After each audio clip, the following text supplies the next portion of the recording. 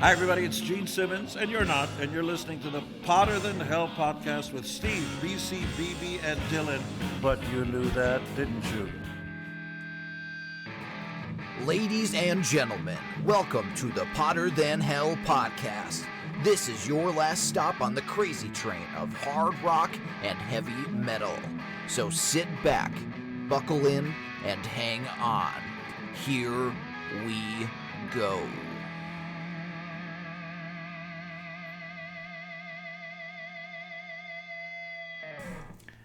Hello there, Potter Than Hellions. Welcome back to the Potter Than Hell podcast. This is Steve, your host, and I am joined this week by my keyboard player named Dylan, or Nameless Ghoul. the Nameless Ghoul on keyboards. Yes. And we have another Potter Than Hell virgin this evening.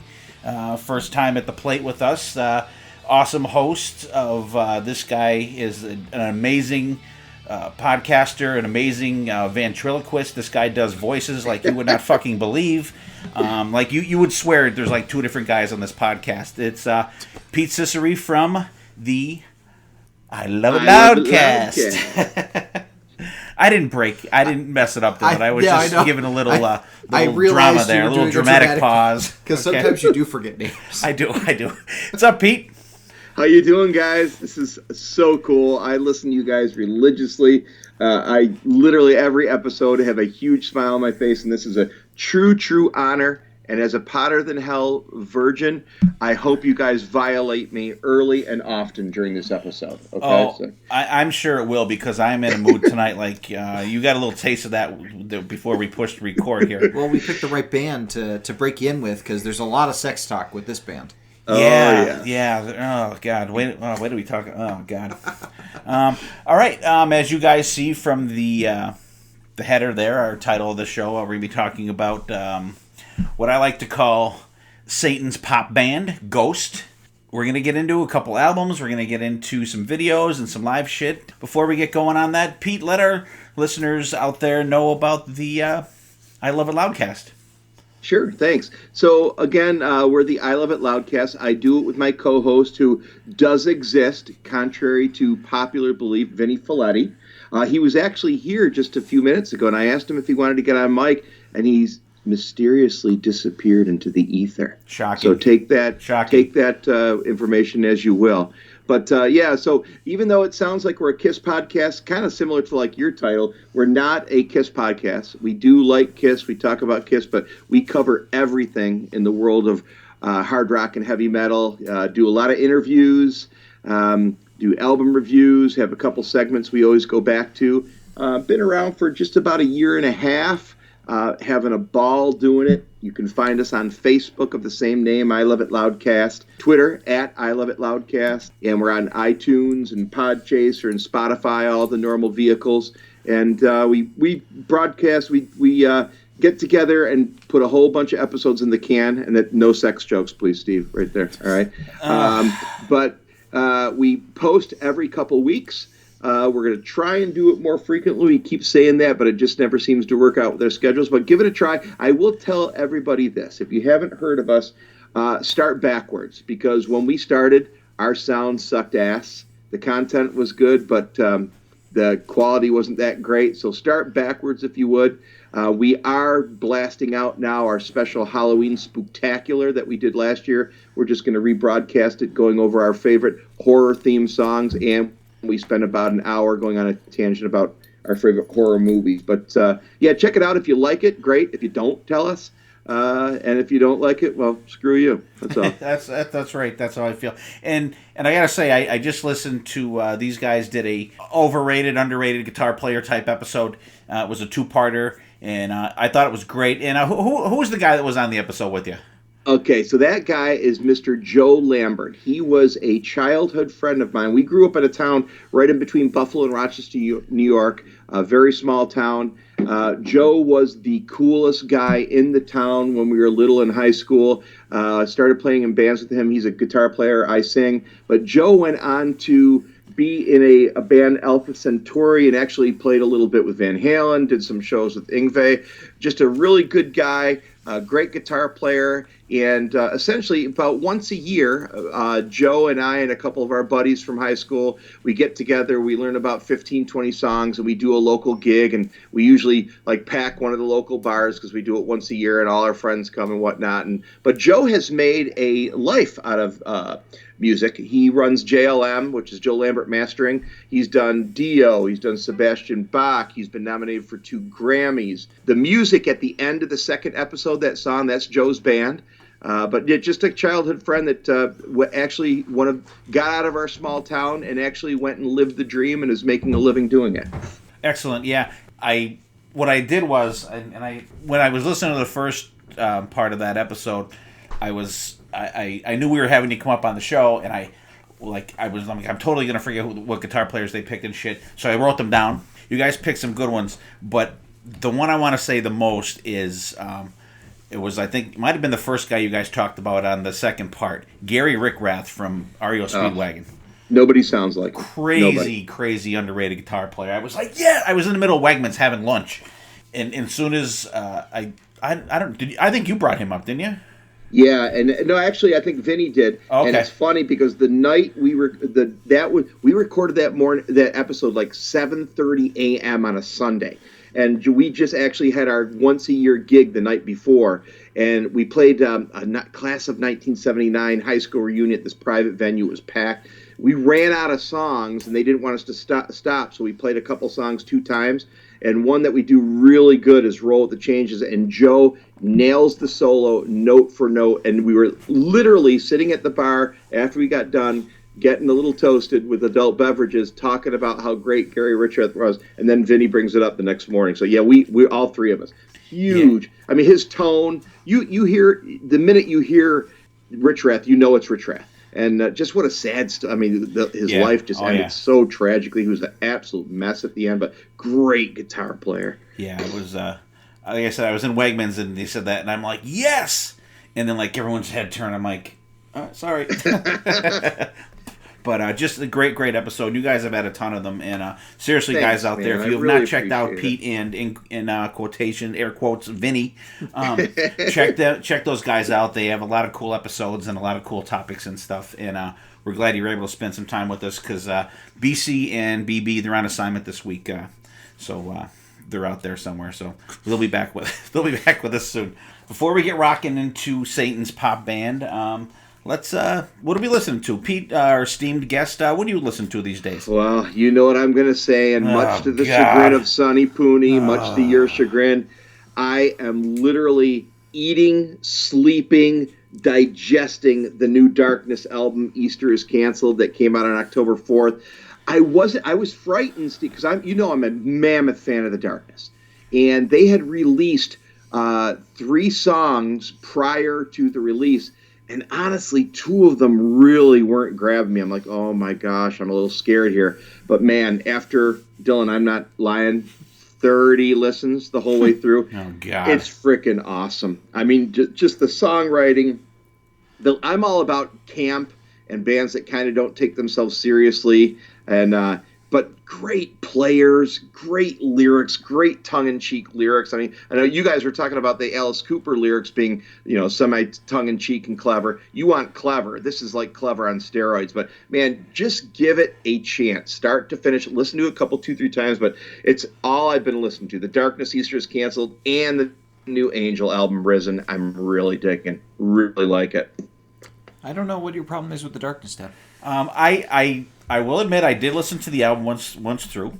There was some cool stuff on there. Yeah. The vocals, I can't do the like that. Although there's not as much on there of that shit as I thought there would be. He's much more restrained on this album. He's right. And I thought that like the campiness of it, I thought they were trying too hard to be clever on some of the stuff. And, they're dead serious about their camping. It's not. They're not trying too hard. This is what they are. Yeah, I don't know. Maybe I'll give it another listen. But the Angel album is fucking excellent. I really like that. I really dig that one. Yeah. Dylan, what do you got? Well, it's Shocktoberfest here at the Part of the Hill podcast. So I forgot to mention that. Yeah. Thank you. That's my way of putting it in there. That's his way of busting my balls. By the way. So I decided to. I like listening to a little spookier stuff, in honor of Halloween. Listen to the Darkness then. They're spooky. Okay, well, Yeah. I like the darkness, so. But anyways, I just found out that Ice Nine Kills put out a new song. I saw that. Because they're doing a deluxe edition of The Silver Scream, which was one of my top albums last year. It's the final cut is what they're calling the deluxe edition, and it's an album. It's a song that's based off of one of my favorite horror movies, Scream, and it's called Your Number's Up. Pretty good song. I really enjoyed it. I don't think it's as good as some of the other tracks on the album proper, but I'm really excited for the deluxe edition to come out because they're doing a cover of Thriller, which will be really cool. Oh, that'll be interesting. And I loved how they did that album. There's a lot of really cool homages to a bunch of the different horror movies that they cover. There's a lot of awesome references, musical references, or little spoken word parts. And I'm really excited to get a re-release of that album. Well, I wish they'd just do a new album, Well, I mean, yeah, but it's cool that they're putting out that, and I loved how they dealt with. They got kicked out, or they got banned from playing a House of Blues in Disney World because of how gory and scary they are. So they put out a bunch of merchandise that have Mickey as Freddy Krueger and Goofy as Jason Voorhees and Donald in the raincoat. And out go the cease and desist letters. I was just gonna say, I bet the ears are slightly different size. Yeah. Or different. They get suit up Mickey, the wazoo. Mickey has Mick Jagger lips on him or something. Yeah, enough to recognize, but not enough to infringe on copyright. Yeah, just enough You so don't, you don't want to screw around with Mickey Mouse or Uncle Gene. That's for sure. Yeah, don't fuck with Disney. That's for sure. They'll come down on you like a pack of Donald Ducks. All right, me, what I have going, I've been delving back into some classic Van Halen, Van Halen 2 especially, with the exception of Women in Love, which is fucking absolutely horrible. That's my favorite song on the album. How did I know you were going to fucking say that? You don't like seeing women in love? On the screen, yeah, but not the fucking song. I'll watch the scene, but skip the song. How's that? Michael Sweet's new album 10 is friggin' excellent. There is so much fucking shredding on that album, and his voice is just still top notch. He's got some great players on there. I got the deluxe vinyl version. It's like a clear green splattered version. Looks really friggin' cool. And actually, when you put it on, it's it doesn't even look like there's grooves on it. It's friggin' crazy. And it came with a 7-inch single with 2 songs on it. Talatore from Queensryche sings one of the songs on that EP, on the 7-inch one, and another dude I can't recall his name right off the top of my head on the second song. And those are 2 of the best songs. They just absolutely fucking rip. Absolutely love them. As you guys have probably seen out there, Dylan and I and my family were out in Vegas last week. We went to the little the mini store that Metal Blade Records has at the Antiques Mall of America out in Las Vegas, and did a little vinyl shopping out there with Steven and Sonny from the Grown Up Rock podcast. That I picked up them from King Diamond on vinyl. I picked up TYR, Tier. There's the band that we totally mispronounced their fucking name on the Hell album. And I picked up Armored Saints EP for BC, and I picked up the TYR album for him also. But a real cool little niche there. It sucks because all the shirts were picked through and all the fat guy shirts were gone, so couldn't get any fucking shirts. But it was really cool out there, and it was great. We were at Sonny Pooney's 50th birthday party, and we went to. And man, does that dude have a horseshoe up his ass? He wins the frickin' 50 or what 40? The 51 Ford 5149. Fucking unbelievable. Because I had to leave early because of our flight, and I said take my tickets. I said if I win, either keep the money yourself or donate it back, whatever you want to do. And so his ticket actually won. He donated the money back. But if you are, they do that once a year out there, Kiss Night in Vegas, and I think every working musician that plays rock and roll in Las Vegas was there and played that night. There had to be 30 to 40 different people that fucking played in this concert, and this was a deep track wet dream for Kiss fans. They did shit from fucking Sonic Boom, and they did the whole Dynasty album. I mean, just absolutely crazy shit. Todd Howarth was there and did Into the Night and Rip It Out and a couple other songs. Just amazing, the amount of talent that's out there, and just and it's all Kiss. It was just an absolutely friggin' phenomenal night. And once again, thank you, Sonny and his lovely wife, Nicole, for inviting us out there. We had an awesome time at Sonny's party, meeting his family and friends, and wait. Sonny has friends that aren't podcasts? He does. I swear to God, and they are the nicest bunch of guys. And it's funny because it's like us guys just continuous ball busting. It's fucking hilarious just watching those guys, and I'm like, good. We're not the only ones that bust Sonny's ass. And Stephen Michael and his lovely wife Jen came out, and we had a great time hanging with those guys, and it was great. It was just a great time. People. Yeah, just fucking awesome Those people. guys have been so good to Vinny and I. Like you fellas have. Hey, can I ask you guys something? What you're taking this whole, going back to Van Halen. There's no way he's got that cancer from a metal pick. I think it's from like smoking 3.5 packs of cigarettes for 30 years. Yeah, right? that doesn't help. But he's saying, my lungs are clear and this and that. Well, I mean, different stuff affects people in different ways, I think. Sure. And because he's already had half his tongue removed or a quarter of his tongue removed or whatever from tongue cancer, like, I don't know, years ago. But I nothing but the best to him. But it's not from having guitar picks in your mouth, I don't think. Yeah, I wish that obviously a world without Eddie Van Halen would be horrible. I mean, the guy just changed guitar playing. Yeah, absolutely. And that's one that would make Gene cry in a music video. Oh yeah, because World Without Heroes. Dylan's gonna play that. Eddie. Dylan's gonna play that in the background now. Yeah. We'll get a little kumbaya moment going here. But, As seriously, all the best to him and anybody that's suffering from anything like that. I want to give a shout-out to our good friend R.A. Furiosi, who is going through treatments himself for an illness, and he's one of our big supporters, too. R.A., we love you, buddy. We're pushing for you, and we love you. So good vibes coming your way, R.A. I don't know you, but I'm sending them your way. We appreciate it, Pete, definitely. He's a great guy.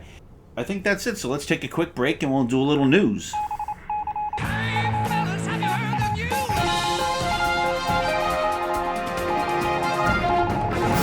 All right, people, this week in the news, a couple little tidbits going on here. Another slice of bad news here. You guys have probably heard by now that Frankie Banali has been battling stage 4 pancreatic cancer, which absolutely sucks that we have to report on this kind of shit all the time. Frankie, we're behind you, man. Stay strong, buddy. Yeah, I actually saw something today that his doctors actually cleared him to do the 2020 tour. Oh, cool. So, hopefully, maybe this was he wanted this out a little bit later than make sure he's going to be able to do some stuff. So, that's kind of, that's a positive, good news in this story. But, yeah, prayers to him.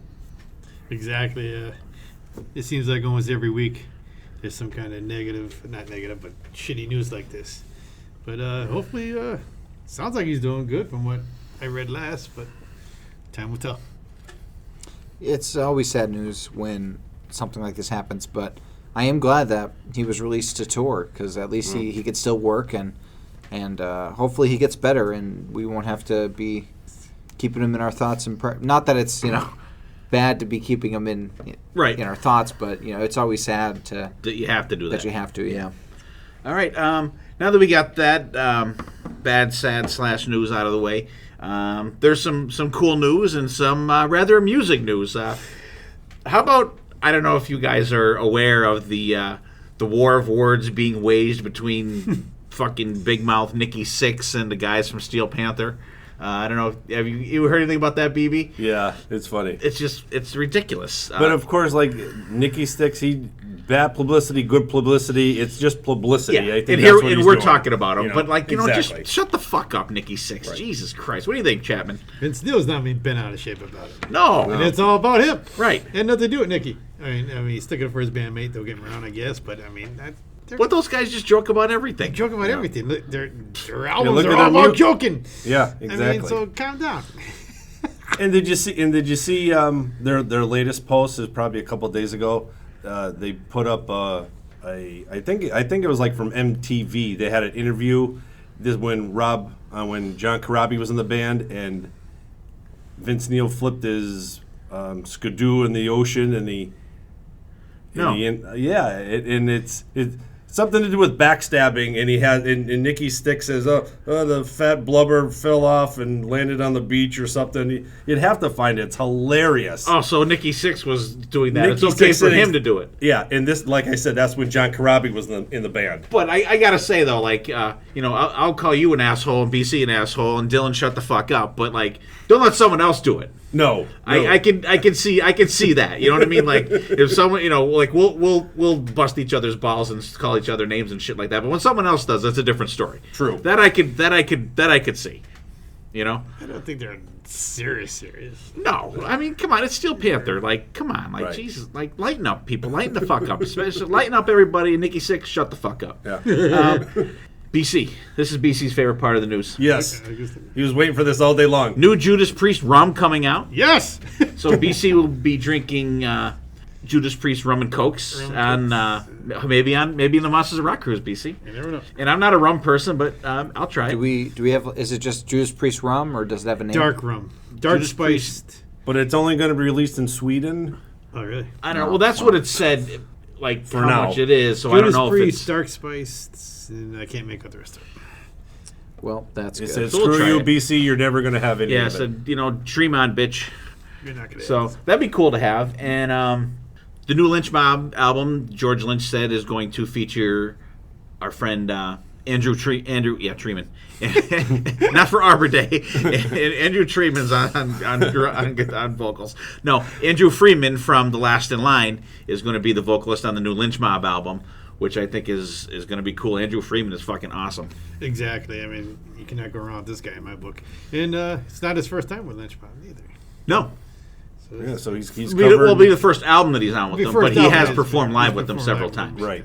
Yeah, that'll be absolutely be cool. And I don't consider this thing valid, and we've talked about them before. And I don't even know we read the nominees for the Rock and Roll Hall of Fame, right? Didn't we do that, Dylan? I believe we did. Okay. Yes. Yeah. Well, Motorhead was in there, and apparently they tried to pull what they did with bands like Kiss and like Black Sabbath, that they just put the original members. So they had Filthy Phil, and Lemmy in there, and they totally snubbed friggin' Mickey D and Phil Campbell, which was in the band probably twice as long as the original lineup guys, was.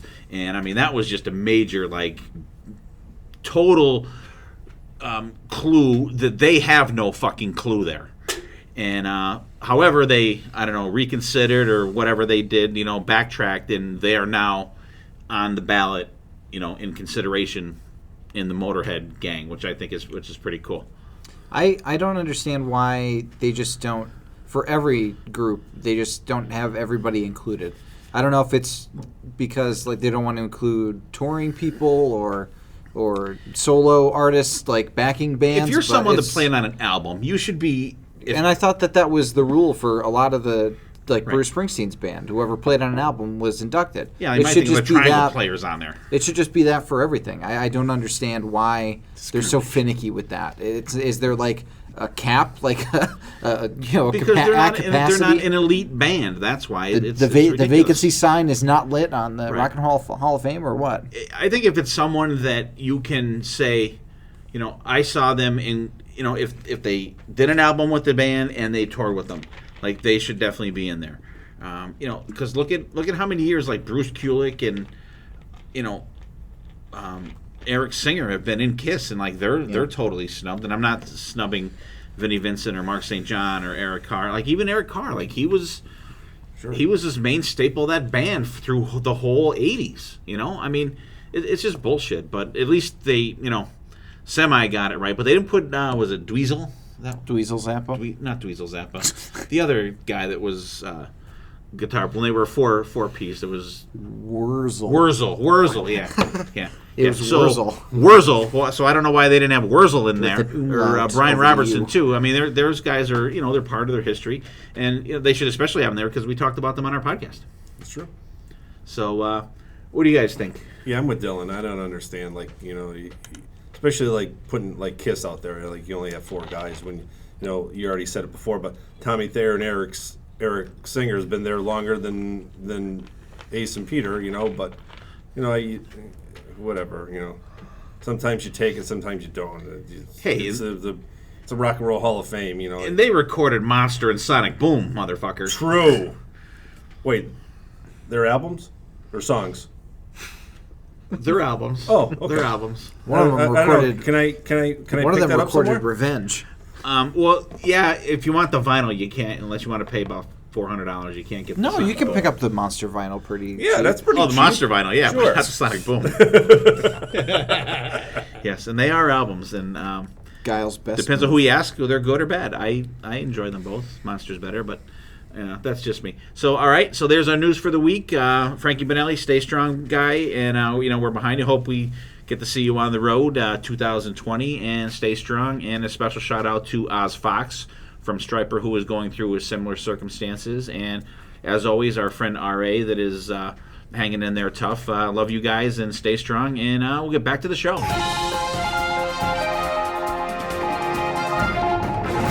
All right, we are back from the news, and let's get into some Ghost action here. Pete, we'll let you head it off. How did you first get into Ghost, and what was your initial reaction to these guys, and how did you hear about them?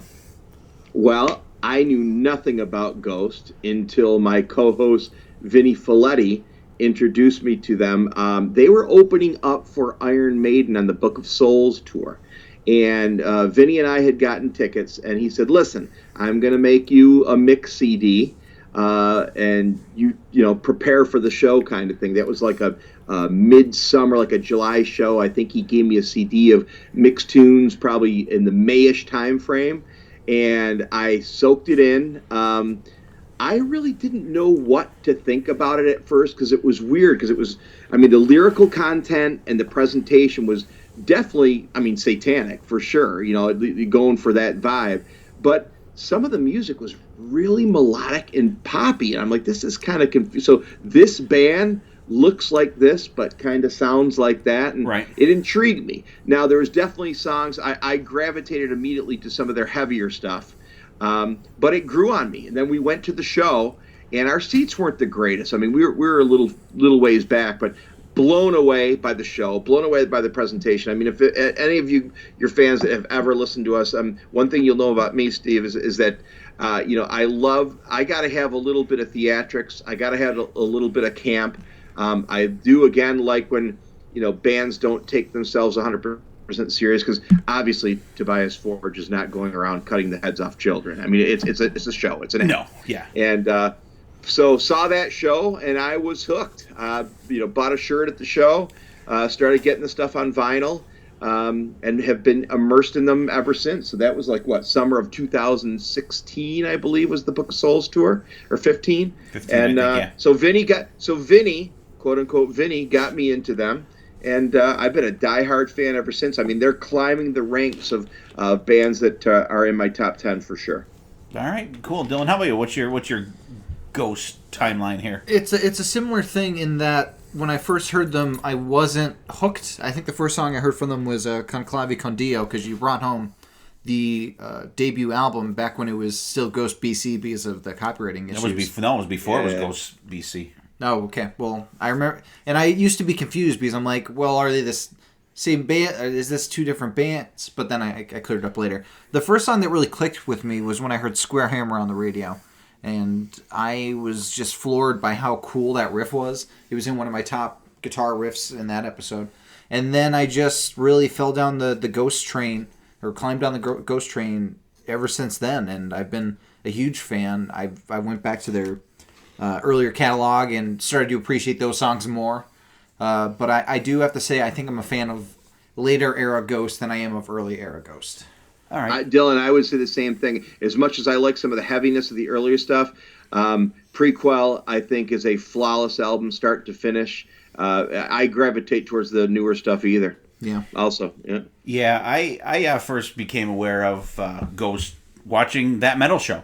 Jim Florentine, he every week he would have a segment where he would spotlight a band and their CD, and this was, way before you had all this crazy streaming and everything like that, when everyone was still really, buying the physical product. There was some downloading and shit going on, but it was mostly still, everybody was still buying CDs. And, he showed the CD and talked about it, and I went out and I got it, and I was like, wow, holy fuck, are these guys satanic? But that was before I even saw what they looked like. You know what I mean? I was like listening first, and I'm like, wow, this is like heavy, but like it's different from what's out there. And I have all their stuff. I've been listening to it ever since, and I do think that they have improved. Not they, pretty much Tobias Forge, because like it's all different people that have been in the band, throughout the years. But I really think that he's in a good groove right now of balancing heaviness and melodicness and satanic tongue-in-cheek kind of shit, like especially with the little video snippets that they have with the old Popeye and then the nun, and there's like 8 of them, I think, videos, and tells like a little story and how it replaces the one guy to the Cardinal or whatever the hell his name is now. But I always, what is Cardinal it? Copia. Cardinal Copia. Okay, so that's supposed to be like cornucopia. Could be. Who knows? Yeah. Sounds right. So I mean, the dude's a marketing genius. I mean, Tobias Forge is the brainchild behind the band. Again, the songwriter, the singer, plays a lot of the instruments on the album. They just have they have a touring band, which is the Nameless Ghouls, and now the Ghoulettes, because they have 2 females. Right. But the dude is like marketing 101. All their merch is great. You go to a show, it's 10 different shirts, all with cool designs. I mean, the guy really knows how to do everything right. The VIP, the show. I mean, you were at the show, that we went to in Wilkes-Barre. Yeah. And just a great show. I like how he doesn't go over the top with newer effects. It's very old-timey, old theater-ish, Right, which I dig. Right, it's not lasers, it's not big TV screens. It's it's cool backgrounds, but it's rather stripped down. Yeah. And there's not. And I like his honesty too. I mean, now in this latest incarnation, obviously they have an extra guitar player and an extra keyboard player, and he's come right out and said that the first couple tours they did use tracks because you just couldn't do everything translated from the albums to live. And now with these guys, he's saying there's no tracks in the show. That's why he's increased the band. And man, how about that? A little honesty. A band that actually says they use tracks. Yeah, true. I find that hard to believe. The thing, that's my only thing, like him now with the mask, like that's so easy to do that. But it's not like his. But like, why doesn't it sound muffled when he's fucking singing? Well, there's I think only like a little mouth hole. His mouth I don't think is covered. The bottom half of his mouth. I don't. It is because like the chin moves and everything on the mask. Yeah, but there's a hole for I know, the mouth. but it doesn't seem like it's a big enough hole. But I think you would get some kind of muffling there. It doesn't sound bad. No, it doesn't. But that's and it's what honestly, makes me think it's not like the vocals are really hard to sing. He doesn't have a high register. Well, he's not. He's not the range. The lead singer of the Darkness. That's going to be one of my points later on too. So let's get into the first album, Opus Eponymous, which translates to self-titled work. Does it really? Yeah, self-titled work. Really? Is that what it means? That's cool, Dylan. I didn't know that. Thank you. Yeah, because Fun facts with Dylan. Opus is a work, and eponymous, of course, is the self-titled. Of course. Well, like when it's the eponymous album from Kiss. What album am I talking about? Kiss. Well, now that I know what that fucking means, yeah. I've used the word eponymous before on this podcast. I've never heard you utter that word ever, except for naming this album. Stop it. All right, Pete, that's your homework. You need to go back and listen to every episode and count how many times Dylan says eponymous. What is it? Eponymous. Eponymous. All right. So report in next week. I have heard BC say hippopotamus, so I don't know if that's the same thing. Or snuffleupagus. Exactly. All right. First album. What's your thoughts on that, Pete? I like it. Now, the one thing that sticks out to me on the first album is it is by no way, shape, or form overproduced, but I think everything sounds really good in its place. Not my favorite Ghost album, but I mean, it's still got a couple songs that are staples in the set. You got Ritual, you got Satan's Prayer, which I think they're playing on this current tour. Which by the time you guys post this, I will have seen a show. I'm going next week using Vinny's VIP that he can't use because he's going on a business trip. Poor me, right? But Yeah, I mean, I like the album a lot. Man, you talk about your lyrics. I mean, every song has got Satan mentioned in it 20 times, and it's one of those deals too, though, where some of the songs you unless you're reading the lyric sheet, I don't think you really even know what he's saying half the time. But it's pretty dark. But I like it a lot. I mean, Ritual, Elizabeth, Satan's Prayer are great songs. Prime Mover's a great song. You know, again, not my favorite Ghost album, but I definitely give it a 7 out of 10 for sure. All right, Dylan, how about you? Yeah, I'm in a similar train of thought with this. I like it a lot. It's a different vibe than the later albums. It has more of a church-like feel, I would say. Yes, very gothic sounding.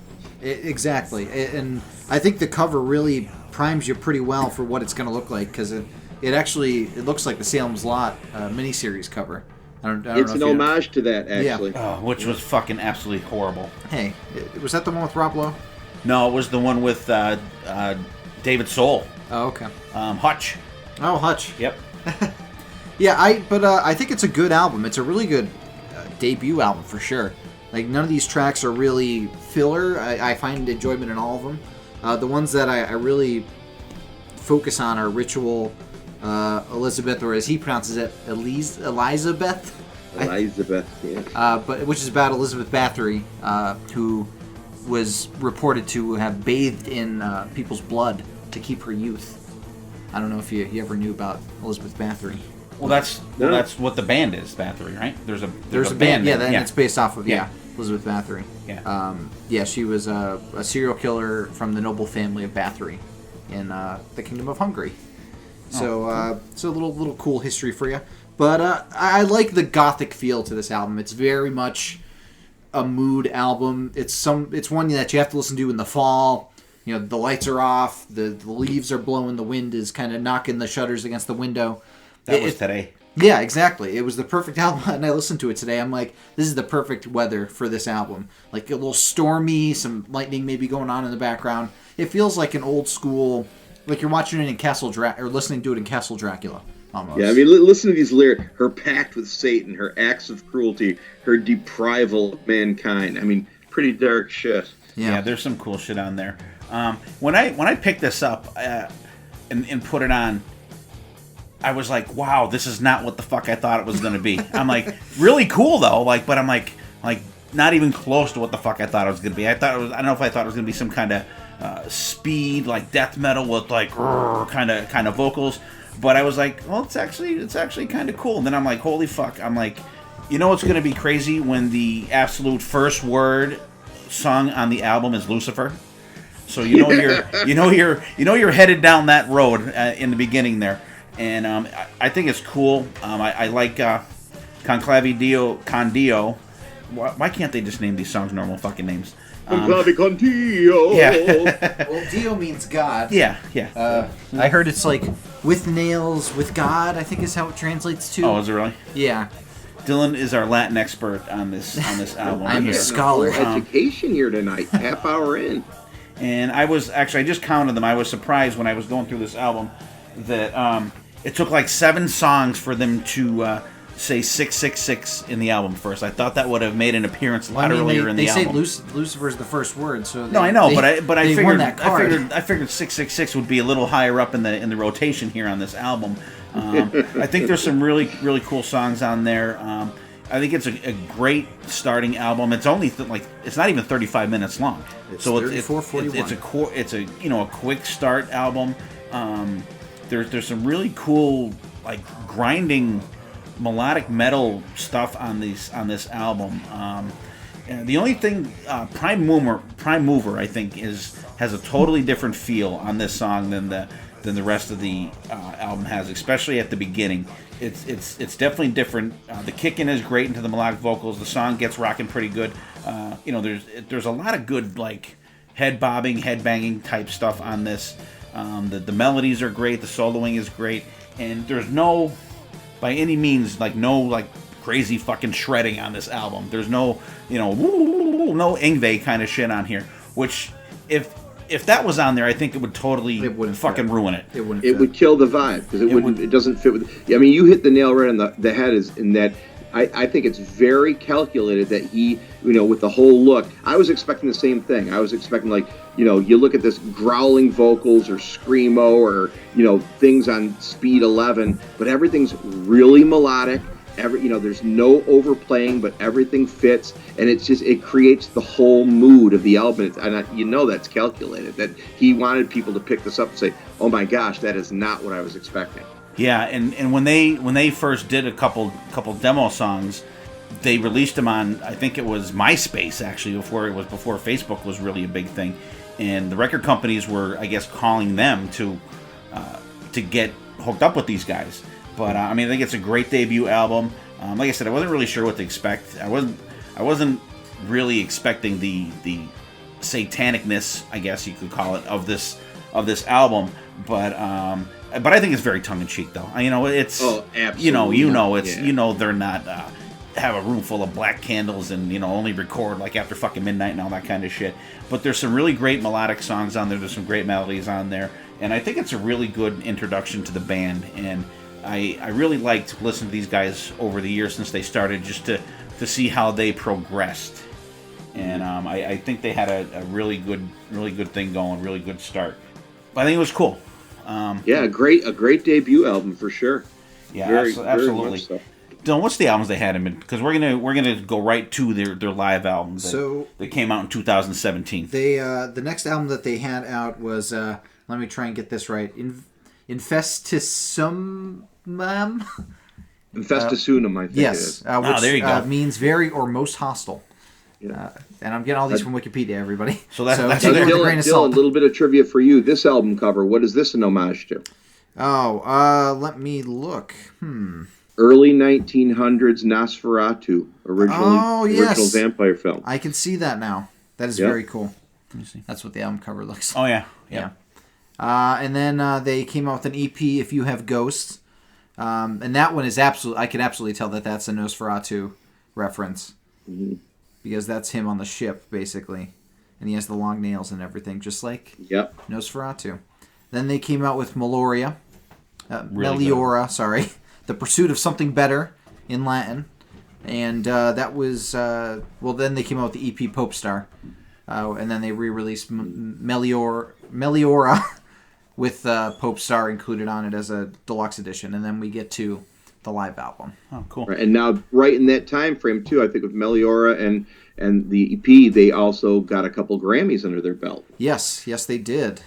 They got the Grammys. Let's see. So they got nominated for Best Hard Rock Album for Opus Eponymous. But, that was the Grammys with an I-S. The foreign, yeah. But I think it was Swedish Grammys, yeah. For the Grammy Awards, the ones that we're familiar with, they won Best Metal Performance for Cerise in 2016.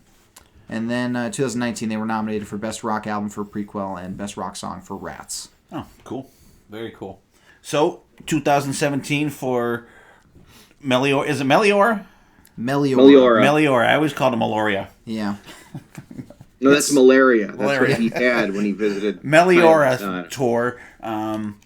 It's called Ceremony and Devotion, and that was something that I had backwards before, and we were talking about it.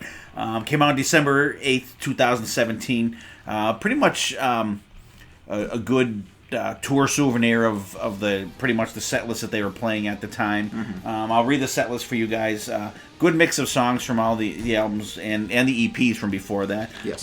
Starts out with Square Hammer, From the Pinnacle to the Pit, Conclave con Dio, Per Aspera ad Inferi, Body and Blood, Devil Church, Cerise, Ghoulie and Zombie Queen, Year Zero, Spoken's Not.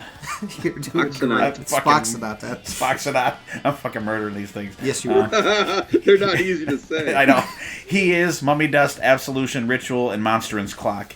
I really like this album. I think it was cool. I think it's well produced. I like the like all that crazy like little moaning shit that they have at the beginning, right before the Square Hammer comes on. But like And it kind of reminds me of Deuce on Kiss Alive, because when it kicks in, you get that explosion like in Deuce on Kiss Alive. And I like how he. I'm going to say the whole concert probably wasn't filmed or recorded in San Francisco, but he evokes their name quite a bit. Like even in the first song, calls him Frisco. San Francisco, are you with me? Are you with me? And goes from the pinnacle to the pit. Just a great song. I love the blackened feathers falling down. Like that melodic part of the song is really good. The Body and Blood. It's when his weirdness, I think, starts to come out and asking everybody if they're eating well and are you drinking well. Are you drinking well? This has a gastronomic theme. Like, what the fuck are you talking about? Jesus Christ, you gonna go for a fucking upper GI here during the show or what? I'm going to take a Tums now. Yeah. Some Maalox. And Cerise is really good. Ghoulie and Zombie Queen is really cool. But like that song, if you listen to that song, I always think of like the Zombie Queen part of it, the fucking Monsters theme. A little bit. And I can't unhear that in that song. It just fucking I like it, but it just drives me goddamn crazy. Well, Dad, there is a song that was released in the last couple of years that does use the Monsters theme inside of it. It's a song by Fall Out Boy called Uma Thurman, and they really? use the Monsters guitar theme. Oh, no shit. I'll have to play it for you after. No shit. That's almost cool. Too bad it's a shitty band. Yeah, but dare I say, out of format. It is very out of format. It is extremely. I just out thought of it was a fun format. fact. Yeah. Year Zero. I like that it gives. I think it mentions every incarnation of the word for the devil. I think in that song, but that's spoken's not. I think there's a couple little interludes on this album that are maybe something for like a costume change or something. Yeah, because it seems like they're just like kind of little like a minute and a half thing where maybe he may go off the stage and flip into something different. He is pretty much like his ballad to the devil, I think, if you want to put it that way. Really melodic. Mummy Dust, that one like. Mummy Dust, I can kind of do without. I'm like, we have one heavy song in our set. Yeah, I'm just like. Which isn't true, but it's not. And he says this is their heaviest song. I don't even think it's even close to that. I'm thinking he meant vocally because this is like the growly song for him. And actually I have written down more guttural vocals from Papa on this one. Yeah. But like it's not their heaviest song, and it's one that could be a skipper for me. Absolution. It's not a skipper, but not a favorite for me though. Like the last minute and a half, like it kicks in fucking really cool. The Nameless Ghouls do a mop-up job on saving the song at the end of it for me. Ritual, it's got that cool choppy guitar at the beginning that I really friggin' love. Monstrous Clock, I think it's a horrible fucking closing song for the show. Me too, I'm dude. like, I am. what It's gone the on this fuck? set list, this tour, and I am so glad because I think it's a real bummer ender. It is. It sucks. Yeah. And Pete, you were there in Wilkes-Barre. How about his uncomfortable fucking speech before that song came on? And he couldn't think of the name for mayor of the town. The guy in charge of the town. He like spent like 3 minutes trying to figure out what the fuck the mayor was called. Which no disrespect, because I mean the dude's from like fucking Sweden or Finland or wherever the fuck he's from. But and then it got like, we're gonna line up all the people and strip you naked across the street and have sex with everybody. I'm like, what are you talking about? Like The what female fuck? orgasm. Like I'm like, oh my god! But it's a absolutely fucking horrible fucking ending song. It's terrible. I could see what the instinct is to end with the song because it's got the sing along parts to it. It like has the crowd going as almost like a choir, but because it's a slow ender. He even has a little uncomfortable speech on this album. Yeah. I want everybody to go home and have an orgasm. Yeah. Like, whether by yourself Will you or with promise- someone else. will you promise promise me to have an orgasm. Like, God, like, shut the fuck up. I mean, I don't think that those kind of speeches have the women flocking to the fucking tour bus at the end of the show. When I saw the set list for this tour that I'm going to see and saw that it was dropped, I was actually very pleased because really? It doesn't even have the right pace to be a show ender. Yeah. Is it still in the set or is it just not the ender anymore? No, they dropped it. Totally dropped it. Yeah, that's a Good shame. riddance. That's a shame. Pete, what's your thoughts on this one? Well, this record is special to me. I mean, we did an episode on our favorite live albums, and I mentioned it as an honorable mention. There's a couple things in this, because this is essentially a snapshot and of my introduction to them live, opening up for Iron Maiden, because this is essentially the set list in that tour era.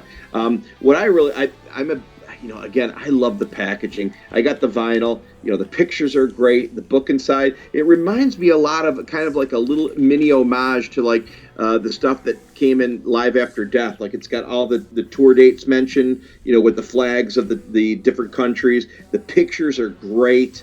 And again, you could almost just sit down, put this on, and you can kind of relive the experience if you went to the show.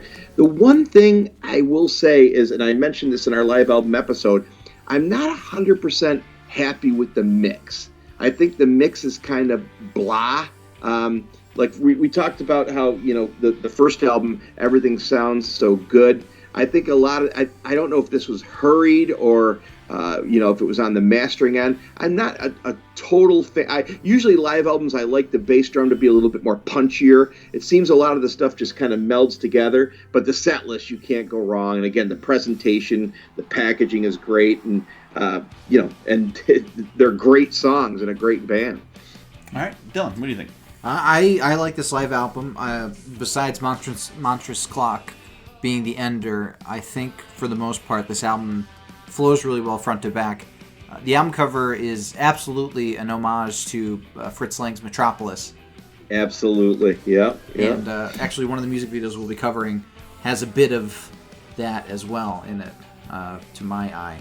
But I cannot really find a song that I dislike on here, because even Monsters Clock I enjoy. I just don't think it's right. a good Just not a good ender. Closer. Yeah. But I really like Zombie Queen. That was really cool. I actually really liked Absolution, Dad. When you were saying that it's not a skipper but not a good one for you, I thought it was good. It followed Mummy Dust pretty well, I thought. I love the punch in with Cerise where they go the dun, dun, like every time they went back to that part, it was very loud and it was so cool how they did it. And Square Hammer is one of the best opening songs you can have for a band.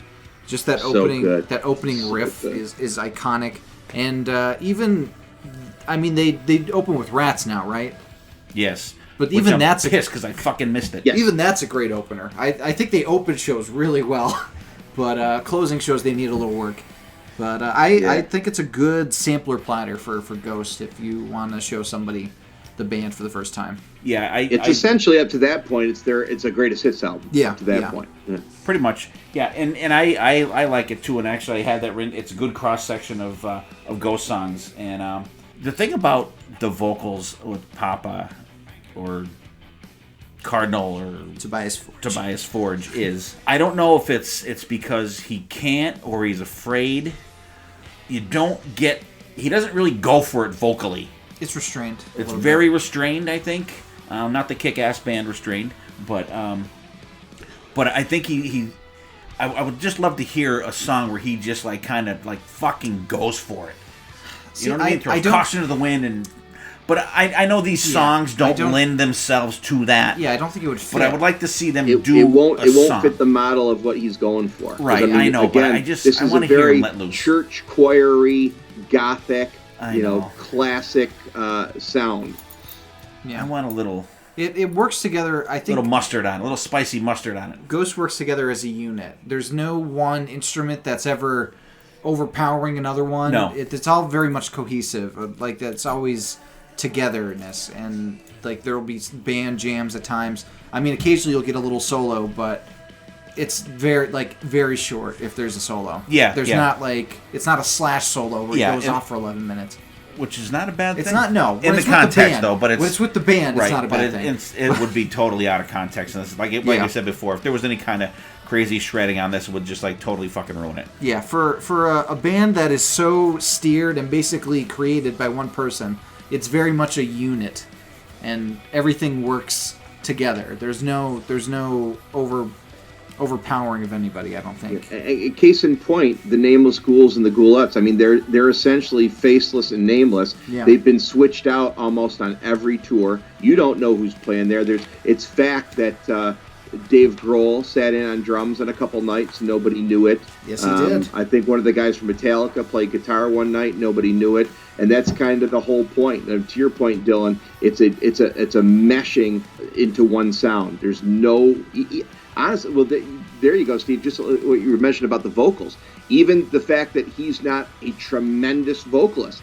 He, even being the leader of the band, he's got his part, and his part is kind of no bigger than everybody else's part.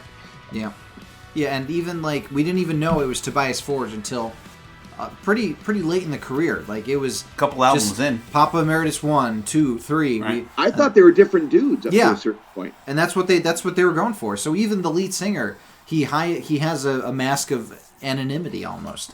So I think a great live band, and I think Steve, we were laughing after the Wilkes-Barre show. The one thing they gotta stop doing is their stage rapping between every song is just too much. Yeah, just shut the fuck up and play a song. You have Steel Panther syndrome?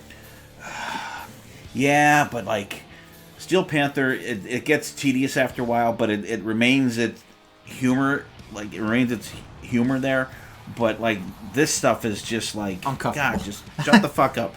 And no fault to his command of the English language conversationally doesn't seem like great. Mm-hmm. So that's why I think a lot of that stage rap translates fucking terrible. Right. Yeah, if he had a more North American cadence, it might come off differently. Right. Yeah, and hey, the dude's from another country. Hey, I don't know 2 languages. He fucking probably knows more than 2. I'm a lazy American in that respect. Yeah, absolutely. So, like I said, no disrespect to him on that one, but like, just like someone needs to tell him, dude, shut the fuck up. And I don't know if that's not part of it. I think that might be to make people uncomfortable. Yeah, I think that might be part of what he's going for, because if you look at the mask he's currently wearing, it's what's called the uncanny valley, where it looks very realistic, but it's just off that it makes you uncomfortable, like Tarkin in Rogue One. The sunken eyes. You're right. Yeah. So I don't know. I think it's supposed to unnerve you a little bit or get you out of your comfort zone. Seriously. Well, I'll tell you what. If that's what he's going for, it fucking worked. Because I was like just squirming in my fucking seat. I'm like, dude, there you go. What the fuck are you talking about? Holy It's part fuck. of the show. We're gonna get you, strip you all naked, and you have to fuck you across the street. You have to. What the fuck? You have to think from an artistic level about it. So maybe Dylan's right. I kind of thought of that, but I'm like, it's dude, an art, like, it's a performance. Fuck, like just like Alice, he's not actually a mean guy on stage. No, I know. But Tobias Forge is not a sexual pervert. It's like uncomfortable in a weird way. Just like well, it's like Robstein. Got their treadmills and no, well, that's just cool. Dildos and that's just fucking yeah. Well, okay, I forgot. Yeah, okay. Yeah, they had that box set where they like molded. Yeah. That's true. And I'd love to see Rammstein. I know they have a new album, and I hope they come to the state. I'm sure they will. And that also, like, humor's different in different parts of the world. That's true. So that's true. It might go over really well over in Denmark or Norway. I wonder if Steel Panther makes them uncomfortable that way over there. That could very well be. These guys do over Dylan, here. you just made a very poignant point. Definitely over in the European nations, they're a lot more free sexually than we are. Oh, hell yeah. We are Uptight like nuns in the convent. The things that make me and Steve, squirm at that show probably just go right over the heads of the people over there. Yeah. I think there might be some humor lost in translation because we're such a sexually repressed society. I'm not. See, Dylan, this is why I know that you adopted your father, because you're far too intelligent. No, well, thank you. He's much more cultured than I am. I'm just. Hey, I know all those. I love all you. that Latin. I'm just a guy that grew up on the east side of Carbondale. I grew up in the same exact neighborhood as you did. Well, back in the day, we used to fight and walk the fuck away. Now you fight and you get arrested. Well, and your dad had switchblades, so it's we've been lessening the. So did he have a handful of grease and a switchblade knife? He probably had the duck's ass hairdo. Yeah, he was a greaser. That was a little Motley Crue reference there. He was palling around, and his hair felt right. He was palling around with the T-Birds and the T-Birds and the Pink Ladies. Yeah, that's and then totally off the fucking rails. Yeah. So, but I mean, I think it's a cool album. I think it's a, like you said, this would be a good album to hand someone if you want to check these guys out. Here you go. Absolutely. Throw this on. Absolutely. Don't listen to the crazy shit before Monster and Clock, or do, whatever. You need to know but the it is context a terrible of the song. I would tell them, if you listen to this as a concert, just please disregard Monster and Clock as a closing song. Believe me, for as much as I never want to hear this song again, it's no fucking rock and roll all night. That's the end of the show. Now let me ask you, do you think there's a better song on the album that would be a better closer? Because I was trying to think of one and I couldn't. On this album, not including the newer album? Yeah. Well, you don't necessarily. I think even though Con Square Dio would be Hammer's cool. a great opener, you could always end with that also. I mean, there's other things you could open with. Yeah. Square Hammer would be a cool ender. You just have to do like a ding at the end of it instead of just the right here, right now. Well, actually, I have it written down here. Year Zero. Really like this catchy song. It goes through the devil names from chanting, and good groove on there. I always thought this would be a good set closer. Very eerie ending. I think that would be my song. That I knew there was one song that I wrote down that I thought would be a better closer for it, and I vote for Year Zero on that. Year Zero. And at the end of the day, any band could do the classic big rock ending. You can just make just a good hard ending, or just for fucking 10 minutes. Like I forget who did that. We saw a band and they fucking did that for like 5 fucking minutes. It was at M3. It was Red Dragon Cartel. They did that for every song. Yeah. Every song like, they did the dude. big... If you shorten with a hard ending every song, you can play another fucking song. Yeah. Yeah, that's like The Boy Who Cried Wolf. You can't do it every song. Yeah. It's got to have some sort of climactic purpose. Exactly. Yeah, like if there's bombs going off or whatever the fuck. But like just to stand there and just do that, I mean, I could get up there and fucking do that at least. But so there's the first album and the live album from Ghost. The song I'm going to play this week is the song called You're Gone by the band Restrained. Friend of the podcast, a friend of mine. I actually got to meet him in Las Vegas when we went out there for Sonny Pooney's birthday party. Tony Masalam, band Restrained. This is the song I said, You're Gone, it's called, from the 2016 album called Not Human. Fucking kicks ass. And actually, Tony sings on this song. So Dylan, spin this, and then we'll do a little hidden gem action.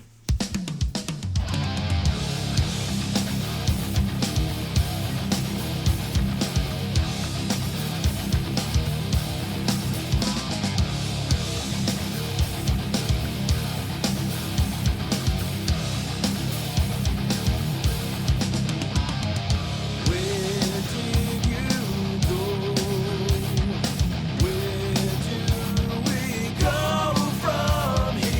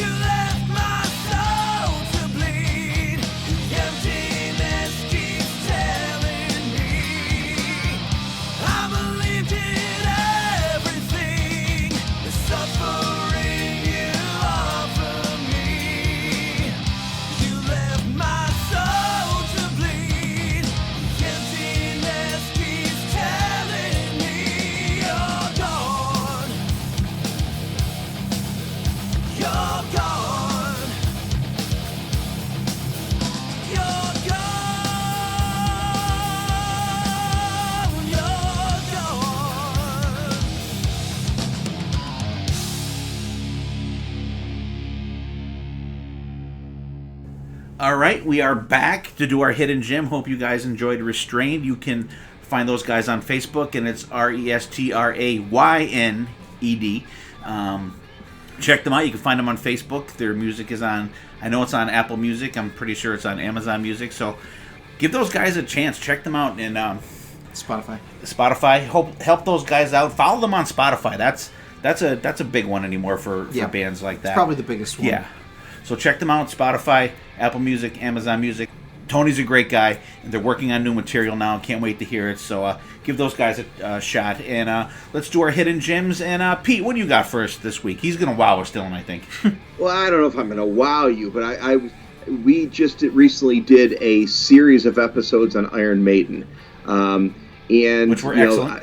I got to admit, after Bruce left, the first era of Bruce, I kind of bailed. I wasn't a huge fan of the Blaze albums.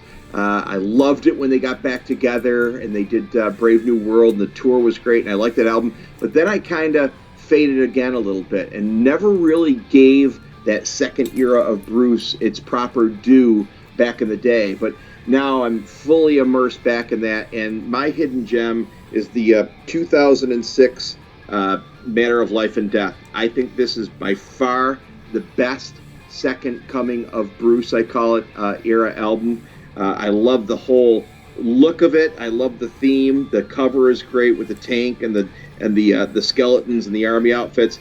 I'm a big fan of military stuff, and this album is what they call their war and religion album. The lyrics are great. The playing is great. I think top to bottom, this is the best second era Bruce album, and I've been digesting this one almost as much as The Darkness. I keep finding myself I'll put something else on, but then I'll go back to this and I'll put something else on. But if you never gave that second era of Bruce a chance of Iron Maiden, so I would recommend that you start with this, the 2006 Matter of Life and Death. That's kind of what I've been digging into. All right, that's a fantastic album. I actually got to see them on that tour. They played the whole album in its entirety.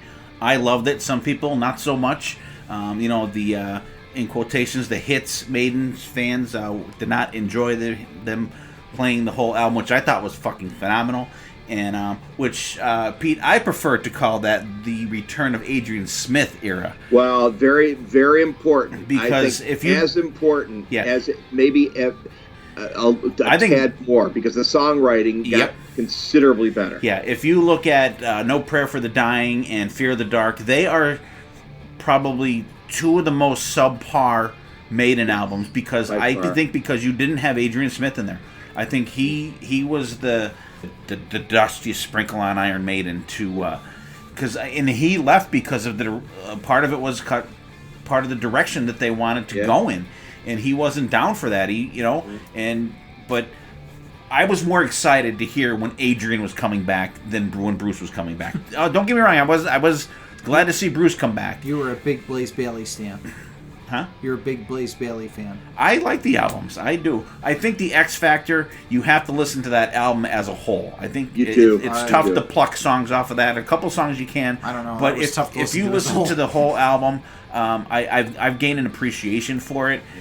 There's some really good songs, because there's songs like Bruce loves doing shit like the Klansman and stuff like that. Yeah, sure. He fucking likes doing that. And Lord of the Flies. Good, they're fucking good songs. Man on the Edge, shit like that. Sign of the Cross. Virtual shit they're still playing now. Virtual Eleven is so good. So great pick though. Matter of Life and Death, friggin' excellent, and can't beat that. I am so jealous you saw this tour, because you mentioned that they played it start to finish. I love that shit. If I like a band and I'm deep into a band, I dig that stuff. That's the kind of shit you want to see. This is the only post-Bruce tour, or the second coming of Bruce and Adrian 2, where they didn't put a fully licensed DVD out, and this is the one I want to see the most. Right, but I'm sure the footage. I'm sure it's somewhere. Out there. Somebody's got it. Yep. Yeah, I would love to see that. That'd be great. Dylan, what do you got? I decided to go with out of format. Yeah, basically. I decided to go with the camp. We're not going to call this the Hidden Gems. It's going to be Dylan's out of format section. Well, of the it's show. kind of in format, depending on what you think about punk rock, because punk rock was a precursor for some of the heavy metal and thrash metal that we listen to and cover on the show. But I decided to go with the camp. How familiar are you, Dad, with the Rocky Horror Picture Show. I've never seen it, but I'm aware of a lot of the stuff in it. Yeah, it's a cultural phenomenon. They do midnight showings. I do remember when they used to play that at the cinema by us in Scranton. Yeah. They used to do the midnight showings of it. And I never went to it, but I was just a little young at the time for that, because that was like the late 70s, so I was only like 9-10 years old, so I really wasn't old enough to, but I was aware that was a thing, that they used to play that at midnight, and then they used to do Pink Floyd The Wall. Yeah. They used to play that at midnight also. But the Rocky Horror Picture Show, they do midnight showings. They have people act out the scenes in front of the screen. Yeah. Meatloaf's in the movie. Meatloaf. Yep. But there was a compilation cover album released back in 2003 called the Rocky Horror Punk Rock Show. And it has a bunch of different covers of a lot, like all the songs from Rocky Horror. Alkaline Trio covers Over at the Frankenstein Place, and everybody knows I'm a huge Alkaline Trio fan. Me First and the Gimme Gimmes, the band that I told you played that recorded the live album at a Bar Mitzvah Dad. Remember that band? Yeah, the guy from the Foo Fighters. Yeah, Chris Shiflett, he's in it. They do a cover of Science Fiction double feature. There's covers of all the big songs from Rocky Horror: Hopatootie, of course, Time Warp. Of course. Well, that's Time Warp is the big. Actually, you know who else is in the movie, Dad? Tim Curry. Well, Tim Curry, yeah. Susan Sarandon's in it. Yes. But also one of the Blofelds is in it. I can't remember. Donald Pleasance? Not Donald Pleasance. I know Donald Pleasance's name, but I'm gonna look it up real quick. But Telly Savalas? No, it's not Telly Savalas either. He was one of them. He was one. I know on Her he was Majesty's one of Secret them. Service. Yeah, I know. Totally It underrated wasn't James Bond movie. Telly Savalas, come on. Well, I'll look it up. Who loves you, baby? Who loves you, baby?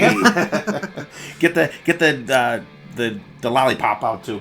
Charles Gray. Charles Gray. Charles Gray. I see. The one from You Only Live Twice. Oh, so the one that had hair. Yeah, the Blofeld with hair. Okay. Yeah, but it's a really cool Hair covers fell. album.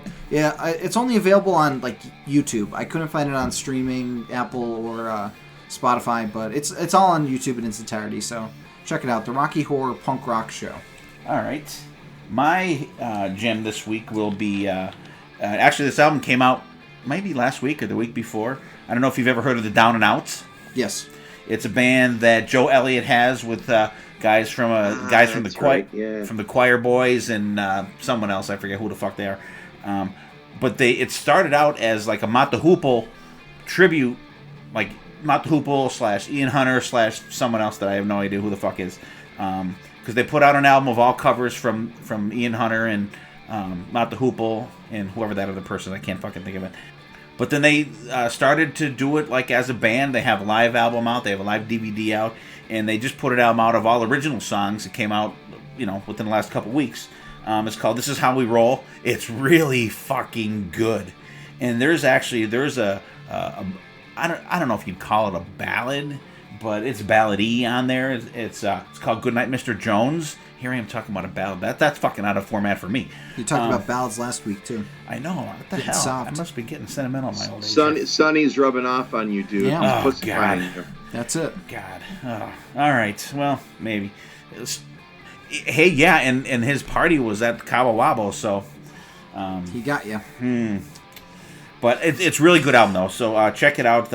Another Man's War, This Is How We Roll, Last Man Standing, Walking to Babylon. It's just a really good rock album. It's not metal, it's not thrash, it's not Def Leppard. If you think it's just because Joe Elliott's in it, it's Def Leppard.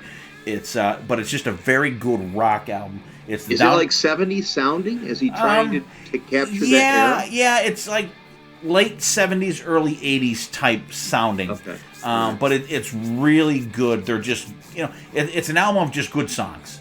It's not, it's not going to be one that's going to sell 1 million copies, or you're going to hear the shit on, the radio. What the fuck is that, right? It's a passion project. But it's really good. I would love to see these guys live. It'd be fucking great. I mean, they're great musicians in the band, and the album's really good. So check that out for me. The Down and Outs. This Is How We Roll. Very cool. You can get it on all the streaming things. Go buy the CD. He seems like a really cool guy too. He really does. He does. He'd be a good guy to have a pint with, I guess you would call it. Dylan's got the Rocky Horror Punk Rock Show. Yep. From the punk guys. Yeah, it's just a bunch of punk rock bands. A bunch of punks on the street. Yep. And Pete's got the awesome very, I think, underrated Iron Maiden album, Matter of Life and Death, which was Pete. Fantastic album. Pete, did I mention that I saw them do that whole album live? Yeah, he kissed my ass. Oh, did I? Right? Oh, I Yes, must you see did. Dylan. He's poo-pooing now. He's poo-pooing. So so check those out, you guys, and let's get back into Little Ghost. Let's talk about the latest album that they did. These guys, Prequel. At least I can fucking pronounce that one. Came out on June 1st, 2018. Now this one's a little longer than the first album, Dylan. It's 41 minutes, which is still, for these days where everyone tries to cram as much shit as they can onto one album. I think it's a good length too. It's not. Yeah. Unless you're a band like Dream Theater or Maiden, you know what I mean? We always invoke them when we talk about long songs and shit. I think between 35 and 45 minutes is really a good length of an album. Long enough to keep your attention, but not too long where you're like, when the fuck is this album over with? And then when it gets over with, you're like, wow, that was really good. So I could listen to this album again and listen to one album twice, where if it was Dream Theater, I would be halfway through that fucking album. I know, because I know Pete's a big fucking Dream Theater guy. I am. And actually, I'm surrounded by Dream Theater guys, because I know Dylan is also. Yep. And good shit, I'd be really fucked if BC was here too. Yep. We'd all curb stomp you. I like this album, fucking front to back. I like it. There's some mellower stuff on there, but like the melodies are fucking great on there. Like Ashes at the beginning, it's like, ashes, they all fall down. But it goes through the whole thing. Like I never even knew that there was like another verse to that. You know what I mean? But it reminds me of remember on the Nightmare on Elm Street things. The girls would be jumping rope, 1, 2, 3, Freddy's coming. It reminds me of that. So it starts out with that fucking creepy ass vibe, and then goes into Rats, fucking, which is just total kick-ass song. And I'm so pissed that I fucking missed that song when we saw them live. And that was totally my fault, because we got halfway to the show and I left the tickets in my fucking vehicle, so we had to go back and get them. I'm like, motherfucker. Yeah. I was pissed. It's a long story. But I just, and the crazy thing is, like, I fucking hate Rats. That's my thing in life that I fucking hate. Like, when we talk about the video, I fucking freak the fuck out. Ever. Yeah, I was gonna say, like, how did you watch that music video? Oh my god! And I just love the wah wah. It's kind of like got a little, I don't know, Broadway flair to it, if you want to call it. I don't know what you want to. And like, but there's like a fucking heavy ass fucking breakdown at the end of that song that is just great. Great album opener. I would like to say it's a great concert opener, but I didn't get to fucking see that happen, actually. Faith. My absolute favorite fucking Ghost song. Absolutely Dude, love it. you are surprising me. I wouldn't think you'd like this album that much. Really? Yeah. Because you're in the, but yeah, I'm totally with you. Keep going. Yeah, man. Faith. I mean, it's got a little drum intro, real bombastic start. Just it's got like a grinding groove to it. The vocal melodies are great. The chorus is fucking melodic. And there's not a lot of lead playing in this, but there's like little lead fills between the verses that is really fucking cool. I love I'm not a huge lyrics guy, but like, but the pace of the song, the cadence of his vocals in this song really fucking get me going. I like the Luddite shunned and diabolical, a feckle trail across the land. Although it stinks, feels, looks identical, a pack of fools can take the stand. Kick-ass verse, and that's written about his former members that sued him. You got it. Yeah. Absolutely. So he's just like jamming it right in their ass on this song, and but it's fucking excellent. But I like after that verse, he goes, "Ha!" Yeah. Fucking love that part. That's just like, that's the middle finger coming up in the air there. But it's got a cool, like the verse is dark sounding. I am all eyes, I am all ears. I fucking love that part. And it gets like a kind of spoken word part for that part of the verse. It just sounds fucking excellent. See the Light, really good. A little mellower, but the vocals are really good. And Miasma. And this is the song, I think we talked about this on another episode. That totally, when that saxophone solo came in, I'm like, holy fuck, what the fuck is that? Like, totally unexpected. Yeah. But just great. And that was one part of the show, Pete, that I thought was not played live. When that other dude came up for like however long that is, Yeah, in quotations I wondered played. that myself. That seemed like that was part of fake. the act, but he like stumbled backwards. I was thinking the same thing, man. Yeah, that was the one part. The one part of the show I definitely thought was a friggin' track. Dance Macabre, fucking Marcabe, however you want to pronounce that. Macabre. Okay. Silent R, brother. Silent Macabre. R. Okay. Macabre. Real melodic. I love and this kind of gets into what we talked about on last week's episode, the Wasp. It has the layered vocals on it. Do you know what Dance Macabre translates into?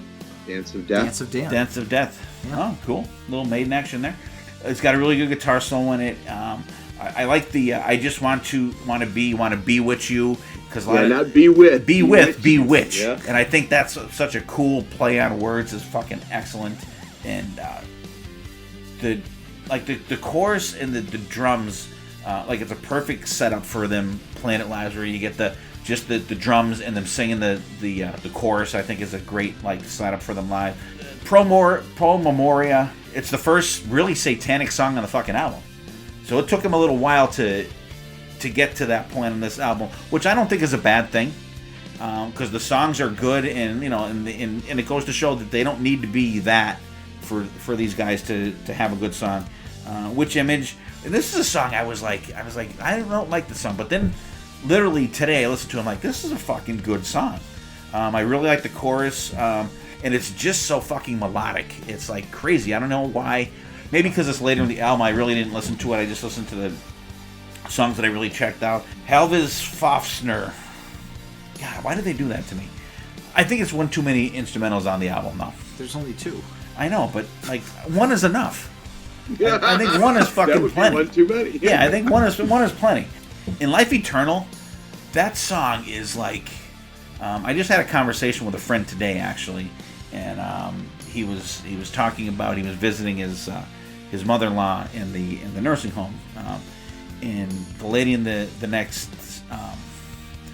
bed was there, and this was a couple weeks ago. I probably shouldn't tell this, but I'm going anyways. And like the family came to visit, and like the dude's telling the lady, it's okay, we're really gonna miss you, but like pretty much like it's okay for you to die like right now, kind of thing. And he's like, holy fuck, and like he said it was really weird.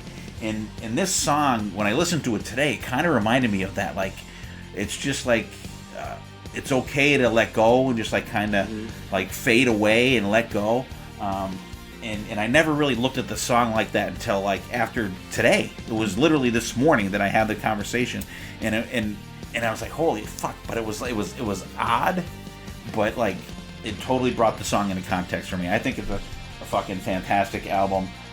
Like I said, I just wish that, in to put it into context that you had it, I wish that there was something that he was able to let go vocally on these things. But like we said, the songs don't lend themselves to that. Yeah. But I think this album is a perfect mix of heaviness and melodicness. I fucking dig it. Fucking absolutely love it. All right, Dylan, how about you? Like I said, this was one of my top albums of last year. I talked about it at length during our end of the year episode last year. All right, well then, Pete, go ahead. Well, can I just say little things about I'm it? sorry, Jesus. I'm only busting your ass. Hey, Dylan, let's leave Jesus out of this. We're talking about Satan. That's right. Yeah, that's true. I apologize. I think You walked right into that. Ashes monkey. and Rats are like such a good twofer, and using the Ring Around a Rosie is perfect because that song's about the plague. Yeah. And it's just weird that kids sing it at playgrounds. it just blows my mind that they're singing about the fucking plague. Talk about not knowing the context of what they're saying. Exactly. But I didn't know that until right now. I love the breakdown at the end of Rats. That is one of the coolest instrumental pieces of music I've heard in a very long time. Even a year later, I still love this album front to back. The sax solo is amazing. I love in Pro Memoria, the "Don't you forget about dying, don't you forget about your friend death." It almost sounds like a weird Barney song. Yeah, very much so. I love you, but go fucking die. But like it really works, and this album is so poppy, and I would call it spooky, but not scary. It's kind of has this. It's almost like the Addams Family Monsters feel to it in terms of horror elements. Like it's you could tell where it's basing itself off of, but it has such a lift to it and a pop element to it. They're Satan's pop band. And Dance Macabre is such it's a pop song basically. Like I just wanna be. Yeah, it is. It is. It's so I fucking can good hear though. that being played back in the disco era. I think the late fucking 70s. Rockettes are gonna do a dance to it. But The high kicks. This is an album I can put on any time and just jam all the way to, like from front to back to it. It's so good. Well, you know what, dudes, you guys said it all because I am blown away by both your love and admiration of this album. I think this is a perfect record. I think I had it 1 or 2 in my list last year. Absolutely a concept album. Absolutely underlying themes the whole way through about the lawsuits he was going through and the emotional turmoil he was going through and the double entendre. I mean, how brilliant. You got an album that's pretty much about the plague and a certain point in history, but the whole thing intertwined, weaved into it is the modern day turmoil of the lawsuit that he was going through, and it works in both respects. An album that I feel like you literally have to listen to it start to finish as a whole. But man, I mean, you guys pretty much said it all. I think it's a perfect rock album. It's pop, it's rock, it's metal, it's dance. And Steve, I think honestly, on Ashes or on Rats and Dance Macabre, I think these are probably the songs so far that he's stretched the most vocally. I think he went, he absolutely increased his range on a couple of those tunes. But man, I would say isn't it weird too that usually when you talk about bands, you talk about their debuts are always killer, and then they might have the sophomore slump. And here's a band 4 studio albums in, and they absolutely have hit their strides. This is a perfect record. It's pretty. It's haunting. I love the fact that they put 2 instrumentals on here, and I love them both. And man, you talk about, how we're kind of making fun of the live show closing with Monstrous Clock. Here you go. You're ending with Life Eternal, which is almost, very ballady and very subdued, but the perfect closer on this album. Yep. On any other album, you'd probably be going, it's a little bit of a stinker. But man, it's the perfect capper on an album like this. This is how I always wanted Ghost to sound in my head. Yes. And they finally hit it with this album. So do you guys think that on this one they finally perfectly meshed their look with their sound? Absolutely. Yeah, I think so. Absolutely. I do too. I'm scared that they're going to deviate too much. I don't want them to take a drastic shift in any direction on the next studio album, which I think he said that he's going to work on that all of 2020. Right. That probably won't come out until 2021. I hope they don't go full on heavy. Man, if they stay in this wheelhouse as long as the material's quality for a couple albums, I'll be totally cool with it. Right. Yeah. And if the production stays to the perfect on this album, at the level that it is, and I really like the production on this. There's nothing that's overwhelming. There's nothing that's underwhelming.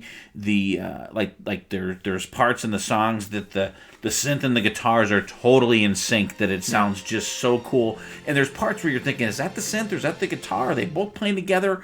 But it's because it's just, and it's mixed so fucking well. It's just it's phenomenal. I think it's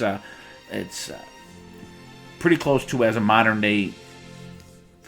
I don't want to use the word masterpiece, but and this band is not for everybody, because there may be some of our listeners that just saw that it was going to be Ghost and just skip this fucking episode.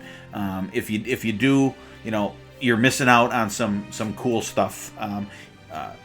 I think this is a band. Well, number one, they're missing out on my Velvet Delivery. Oh, absolutely! So you're like the Velvet Fog of podcasting. You're like fucking Mel Torme of podcasting. Well, thank you. But I like I said, the band's not for everybody, but I think it's a band that if you shunned just because of the look or what you've heard about them, give them a spin. Yeah. Just check them out. I mean, it's funny too, Steve. Look at this album cover. I mean, this album cover couldn't look more hellish or devilish. His nose disintegrating. Looks like Jabba the Hutt. Wings. And you put this thing on, and I'll say it again. I've used the word beautiful to describe this album because it's just beautiful. It is. It's great. I love it. I think it's great. And let's roll on here. We'll do. They put out. I think it just came out last month, a couple weeks ago. September 13th came out. My buddy Rob Kelleher's birthday. Rob, this was their Ghost birthday present to you. 7 inches of Satanic Panic, which is take that how you will, or where you will. Just a 2-song EP. Kiss the Go Goat. This is like, I can picture Austin Powers singing this fucking song. Yeah. It has that feel to it, like not quite disco, but it has that psychedelic, that psychedelicness to it. Yeah, it's really catchy, and this is definitely the satanic pop right here. And we're going to talk about the video in a little bit too. And I love the keyboards in that song. It's really enjoyable. But the one I really like is the Flip It Over is the B-side, Mariana Cross.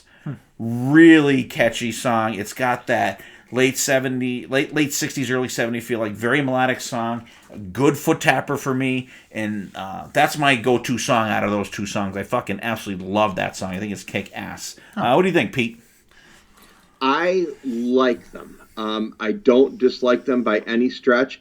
I get what they're trying to do because you got to kind of... it makes sense when you see the video and you see the little... Like you said, they put out these little chapters on YouTube that it's going... Hey, you remember what happened last time? It's kind of going back in time with Papa.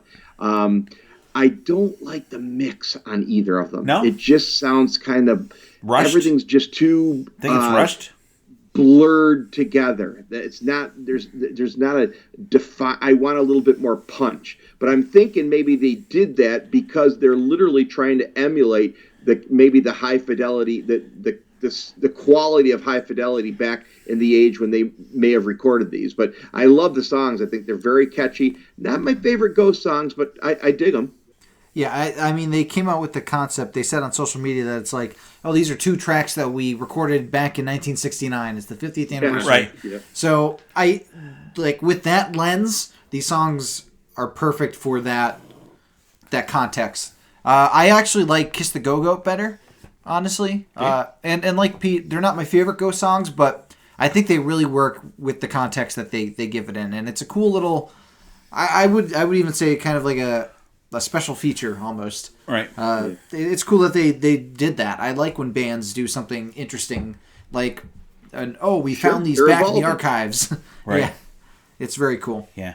I'm going to reserve judgment till I see them live because they're both in the live show right now. Oh, are they really?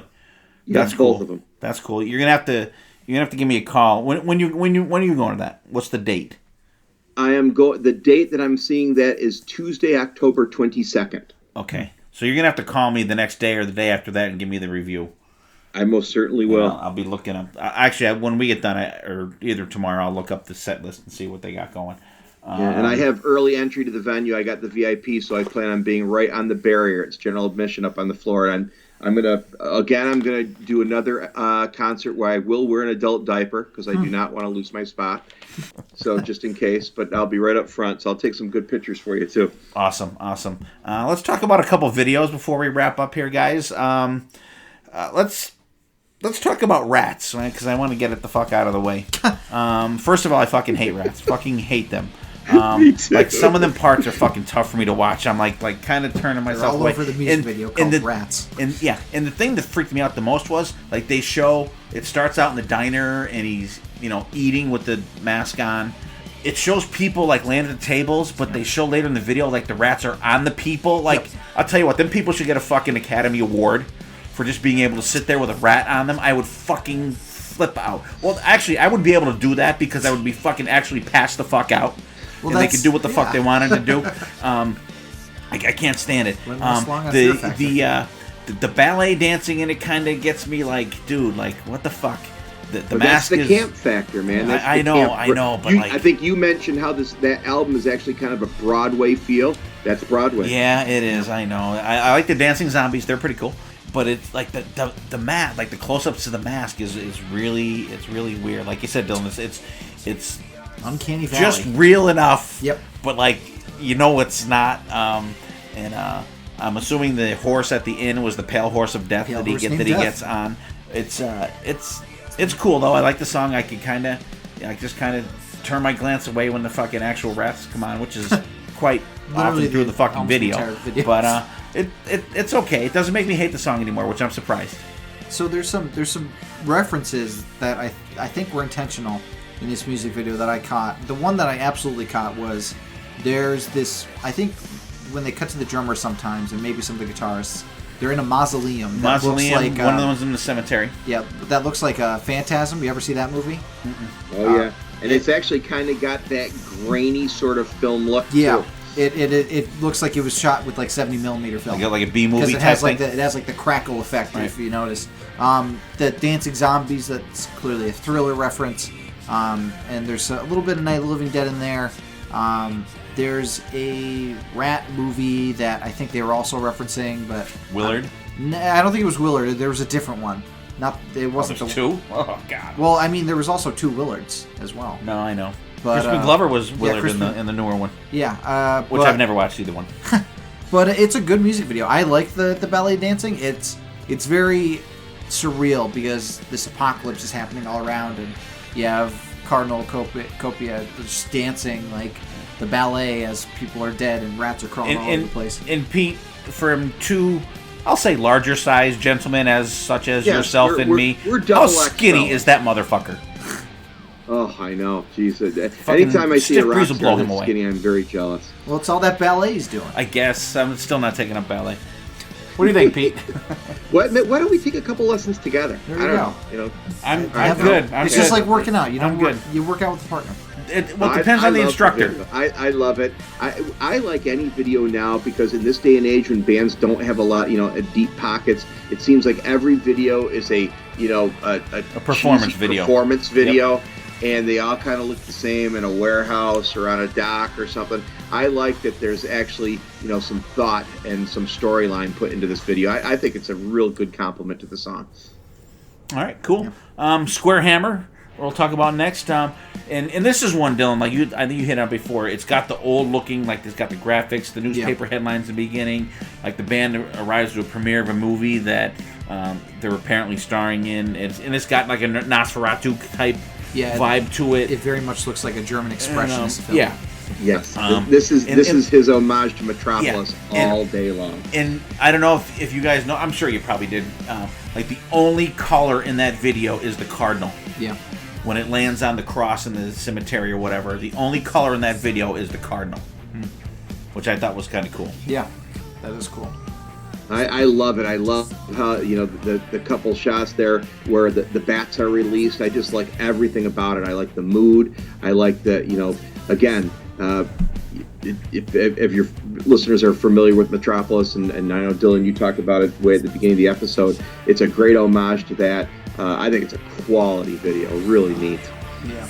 The one shot that I always picture when I think is where he's in the moon and like over the city. Yeah, that's such a fucking cool That shot. is cool. It is Like, awesome. I'm Because like, the bat's oh my coming. God. The bat's coming. Yeah, form they him. form him. I'm like, oh my god, this is such an amazing imagery music video. Well, and it goes back to when the bats came out, because the bats came out of him, but then they formed him at the end. Yeah, and I think it's a fantastic music video, really well conceived and really amazingly shot because it gives you the Metropolis feel and the Cabinet of Dr. Caligari.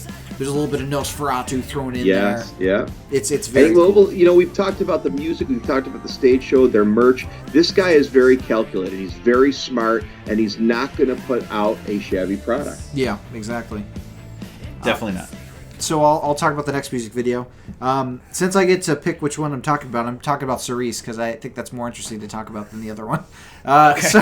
So this one's a really fun music video. I love the children band of Ghost, where they're kids playing a talent show, and it's a great homage to Carrie, because you have the girl that's causing people to be possessed, and Papa Emeritus is trying to get her on stage, and the parents are like, no, don't do that, and then like they're all trying to leave the place, and again, it's another one that looks they're like Hot for Teacher. They're the little Van Halen and the unnamed ghouls. She makes the gym doors close so they can't escape.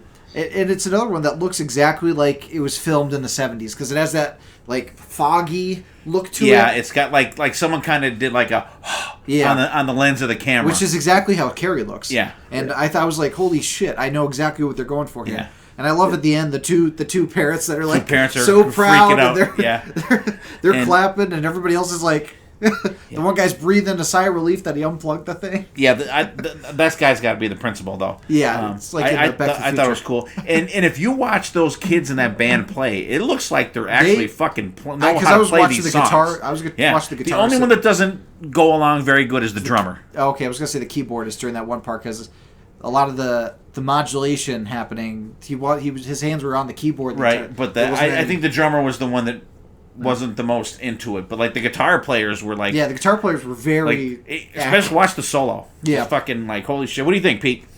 So Dylan, I'm going deep here. I know you like your references. So look at the opening. The opening where it says Cerise and the border around the opening frame. Absolutely an homage to the style and fonts of graphics they used in like some of the old Hammer films and American International films, for sure. Absolutely, because this guy is very calculated. But this is one of my favorites. I just dig the fact that it's got a possession theme, and the band is like little kids. It wouldn't have made any sense if it was adults or whatnot.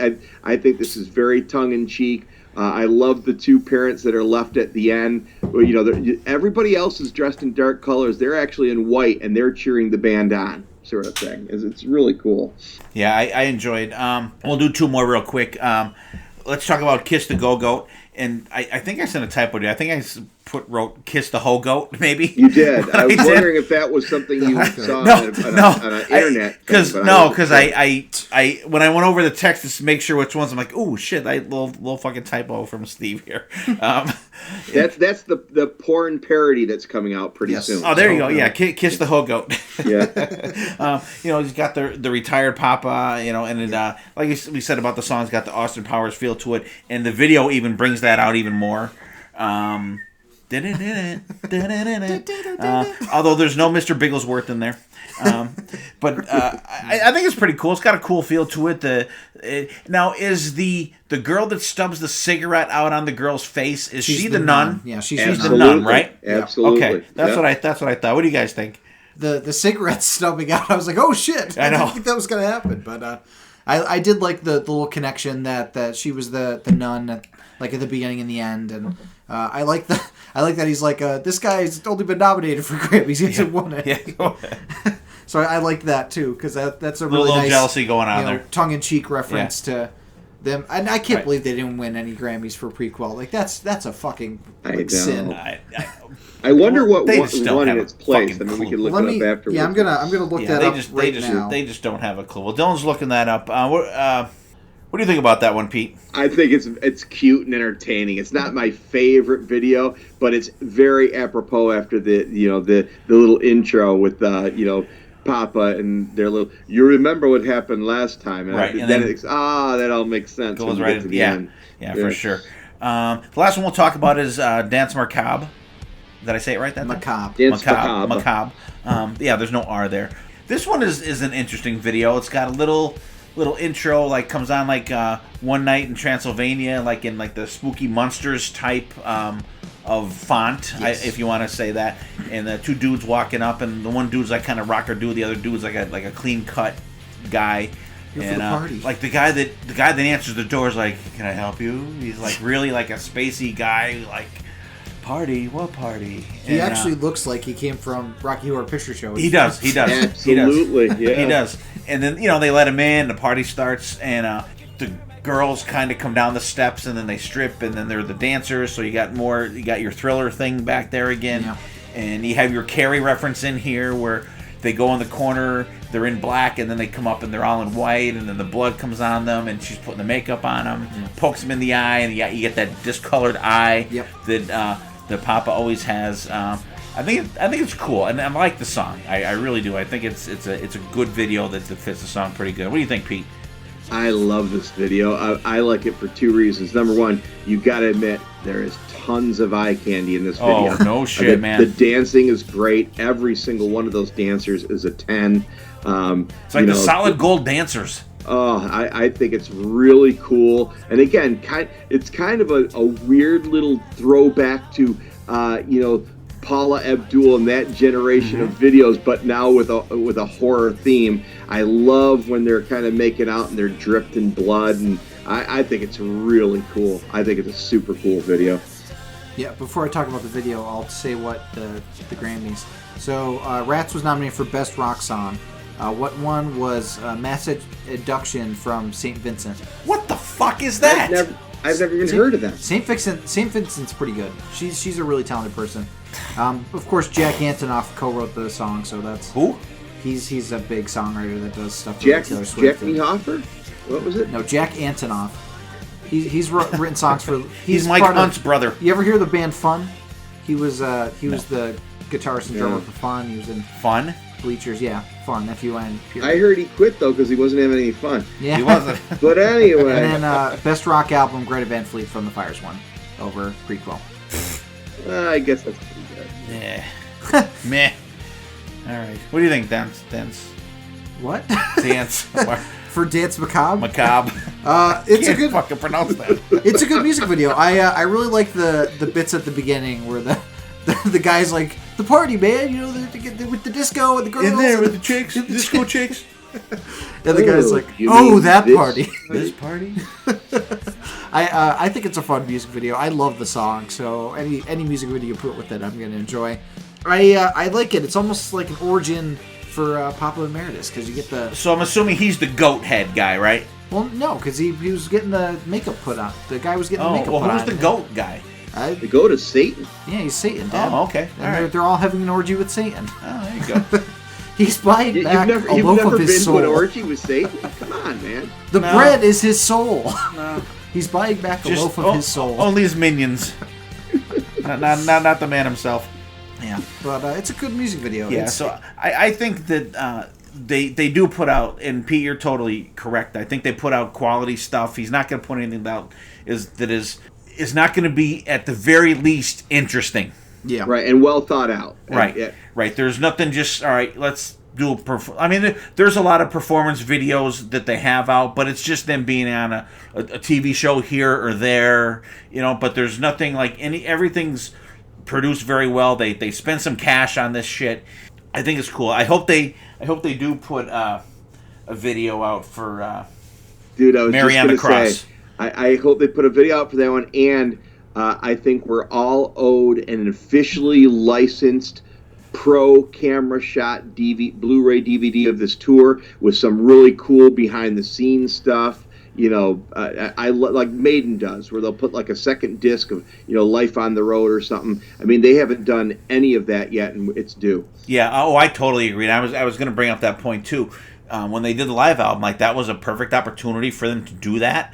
But now that they're even one step ahead with the more popular album, a prequel, and these guys are touring beasts. These guys are fucking playing everywhere for everybody. Well, and I even Yeah, love this They're even stage playing show for is you. Amazing.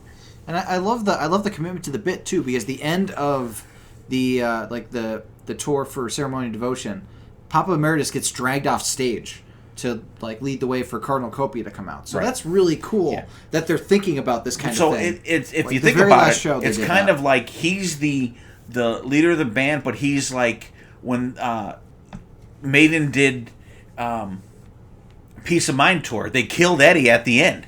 The last show, they killed him. Yeah, I love when bands have a commitment to telling this long form story, like Ghost clearly is. So what do you think is next? Is Cardinal Copia going to be the next Papa? I mean, that's what I love. Everything's evolving. Everything's an evolution with this band. Yeah, I think they're going to. I don't think they're going to let him get there quite yet. I think the amazing thing about this band is that this is all optional stuff. Like, you could just listen to the music and maybe see them live and not even deal with some of the story stuff that's going on. And topics. And I love when bands give you the option to delve deeper, to take a closer look. And this band does it really well, I think. Right. And if you choose to do that, the material's there to do that. Yeah.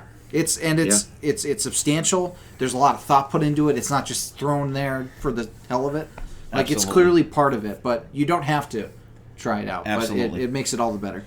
But we're all sitting here super excited and wondering what's going to happen next, and that's the whole point. Yeah. And that's what he's going for. Yeah, absolutely. To keep. I mean, if he's going to put an album out in early 2021, so you're talking. We got to wait another 3 year years. for it. 3 years between studio albums. He's got us all here a year and a half into that 3 years on the edge of our seats, waiting to see what happens. I'll wait. Yeah, and we're like, come on, God Yeah, damn it. Yeah, absolutely. So, guys out there, there's our, for as much stuff as they have out there, it's pretty much a brief overview of Ghost, of what they have out there, and I think a good interface, if you will, of what they got going on. A couple albums, some live stuff, talk about the videos. I think we covered quite a bit tonight. And I want to thank Pete for coming on here. Pete, give us your final thoughts on Ghost, and plug I Love It Loudcast again, and let everybody know what you guys got going on. And another question is, Sure.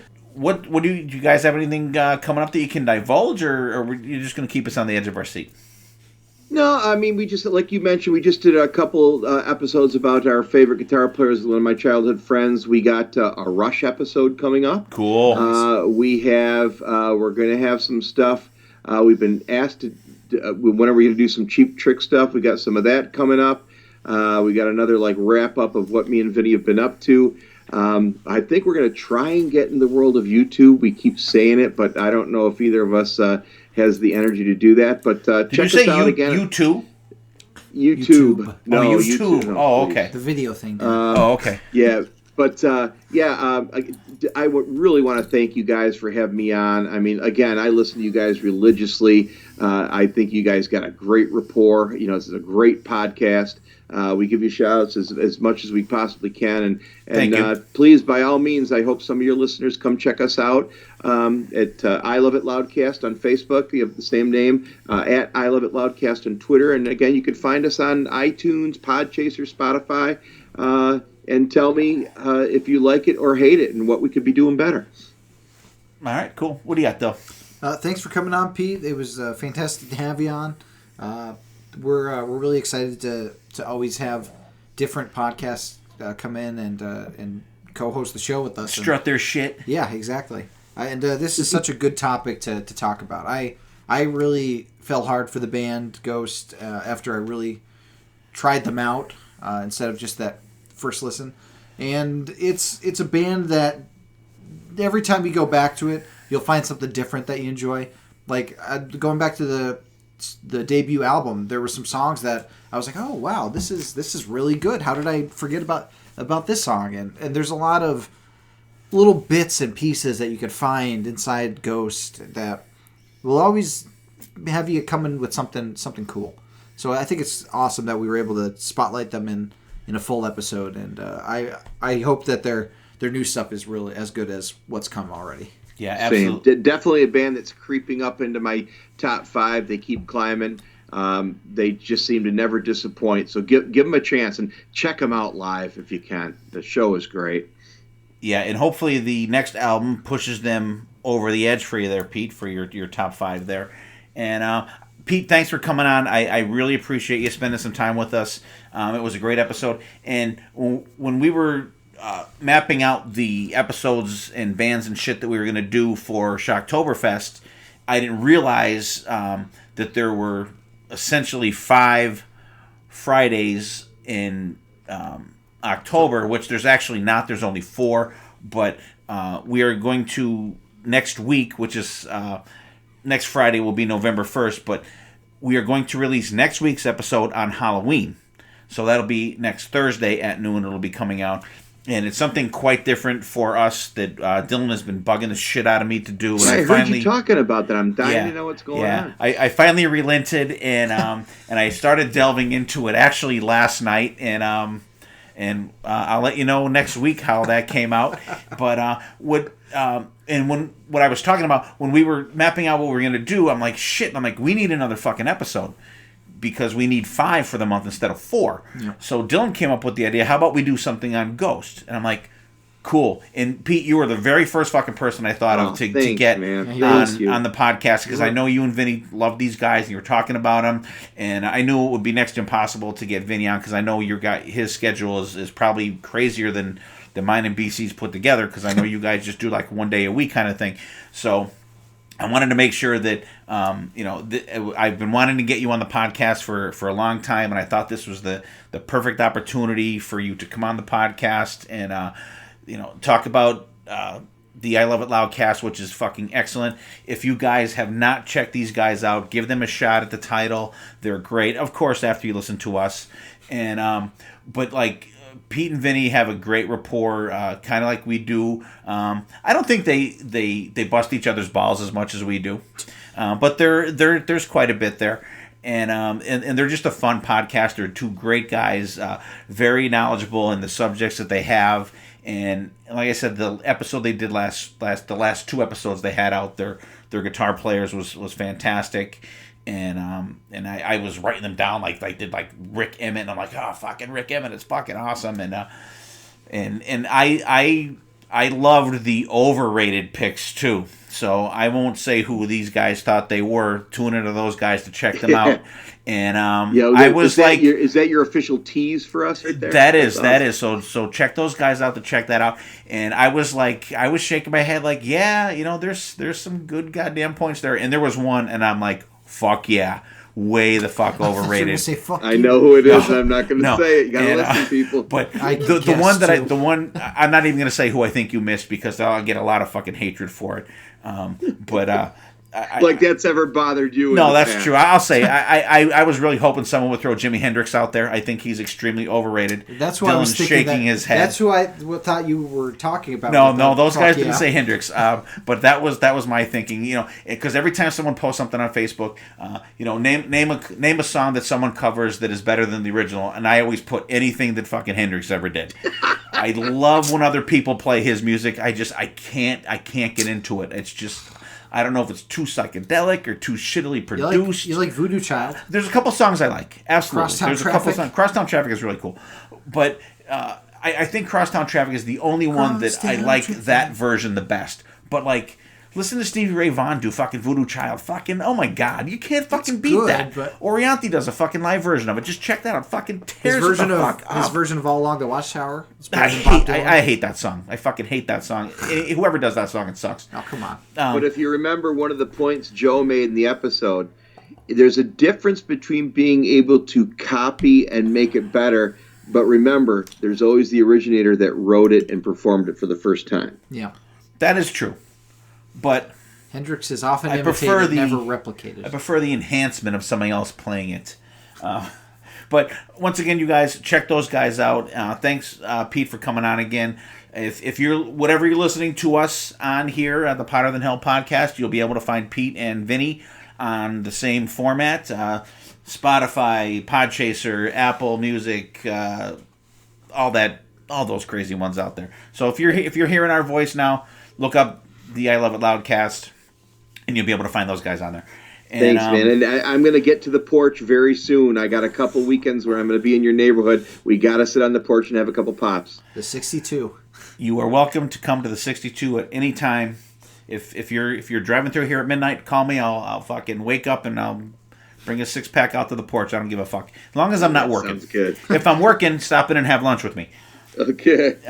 So once again, thanks, Pete, for helping us out tonight, and we'll see you next week. Hope you guys enjoyed the Wasp episode last week. We had a great time with Steve and Michael on there. It was fucking great busting balls. We did. We've been known to overindulge occasionally. And I want to say thanks again to Sonny Pooney, his lovely wife, Nicole, for inviting us out to Sonny's 50th birthday party. Happy belated birthday to Sonny. Welcome to the 50 Club. We love you guys out there. Thanks for listening. Share us. Check out our Spotify playlist. We're going to post a lot of the shit that we talked about tonight on there. And we love you guys. Take care of yourself. Take care of each other. We'll see you next time. And there will be a next time.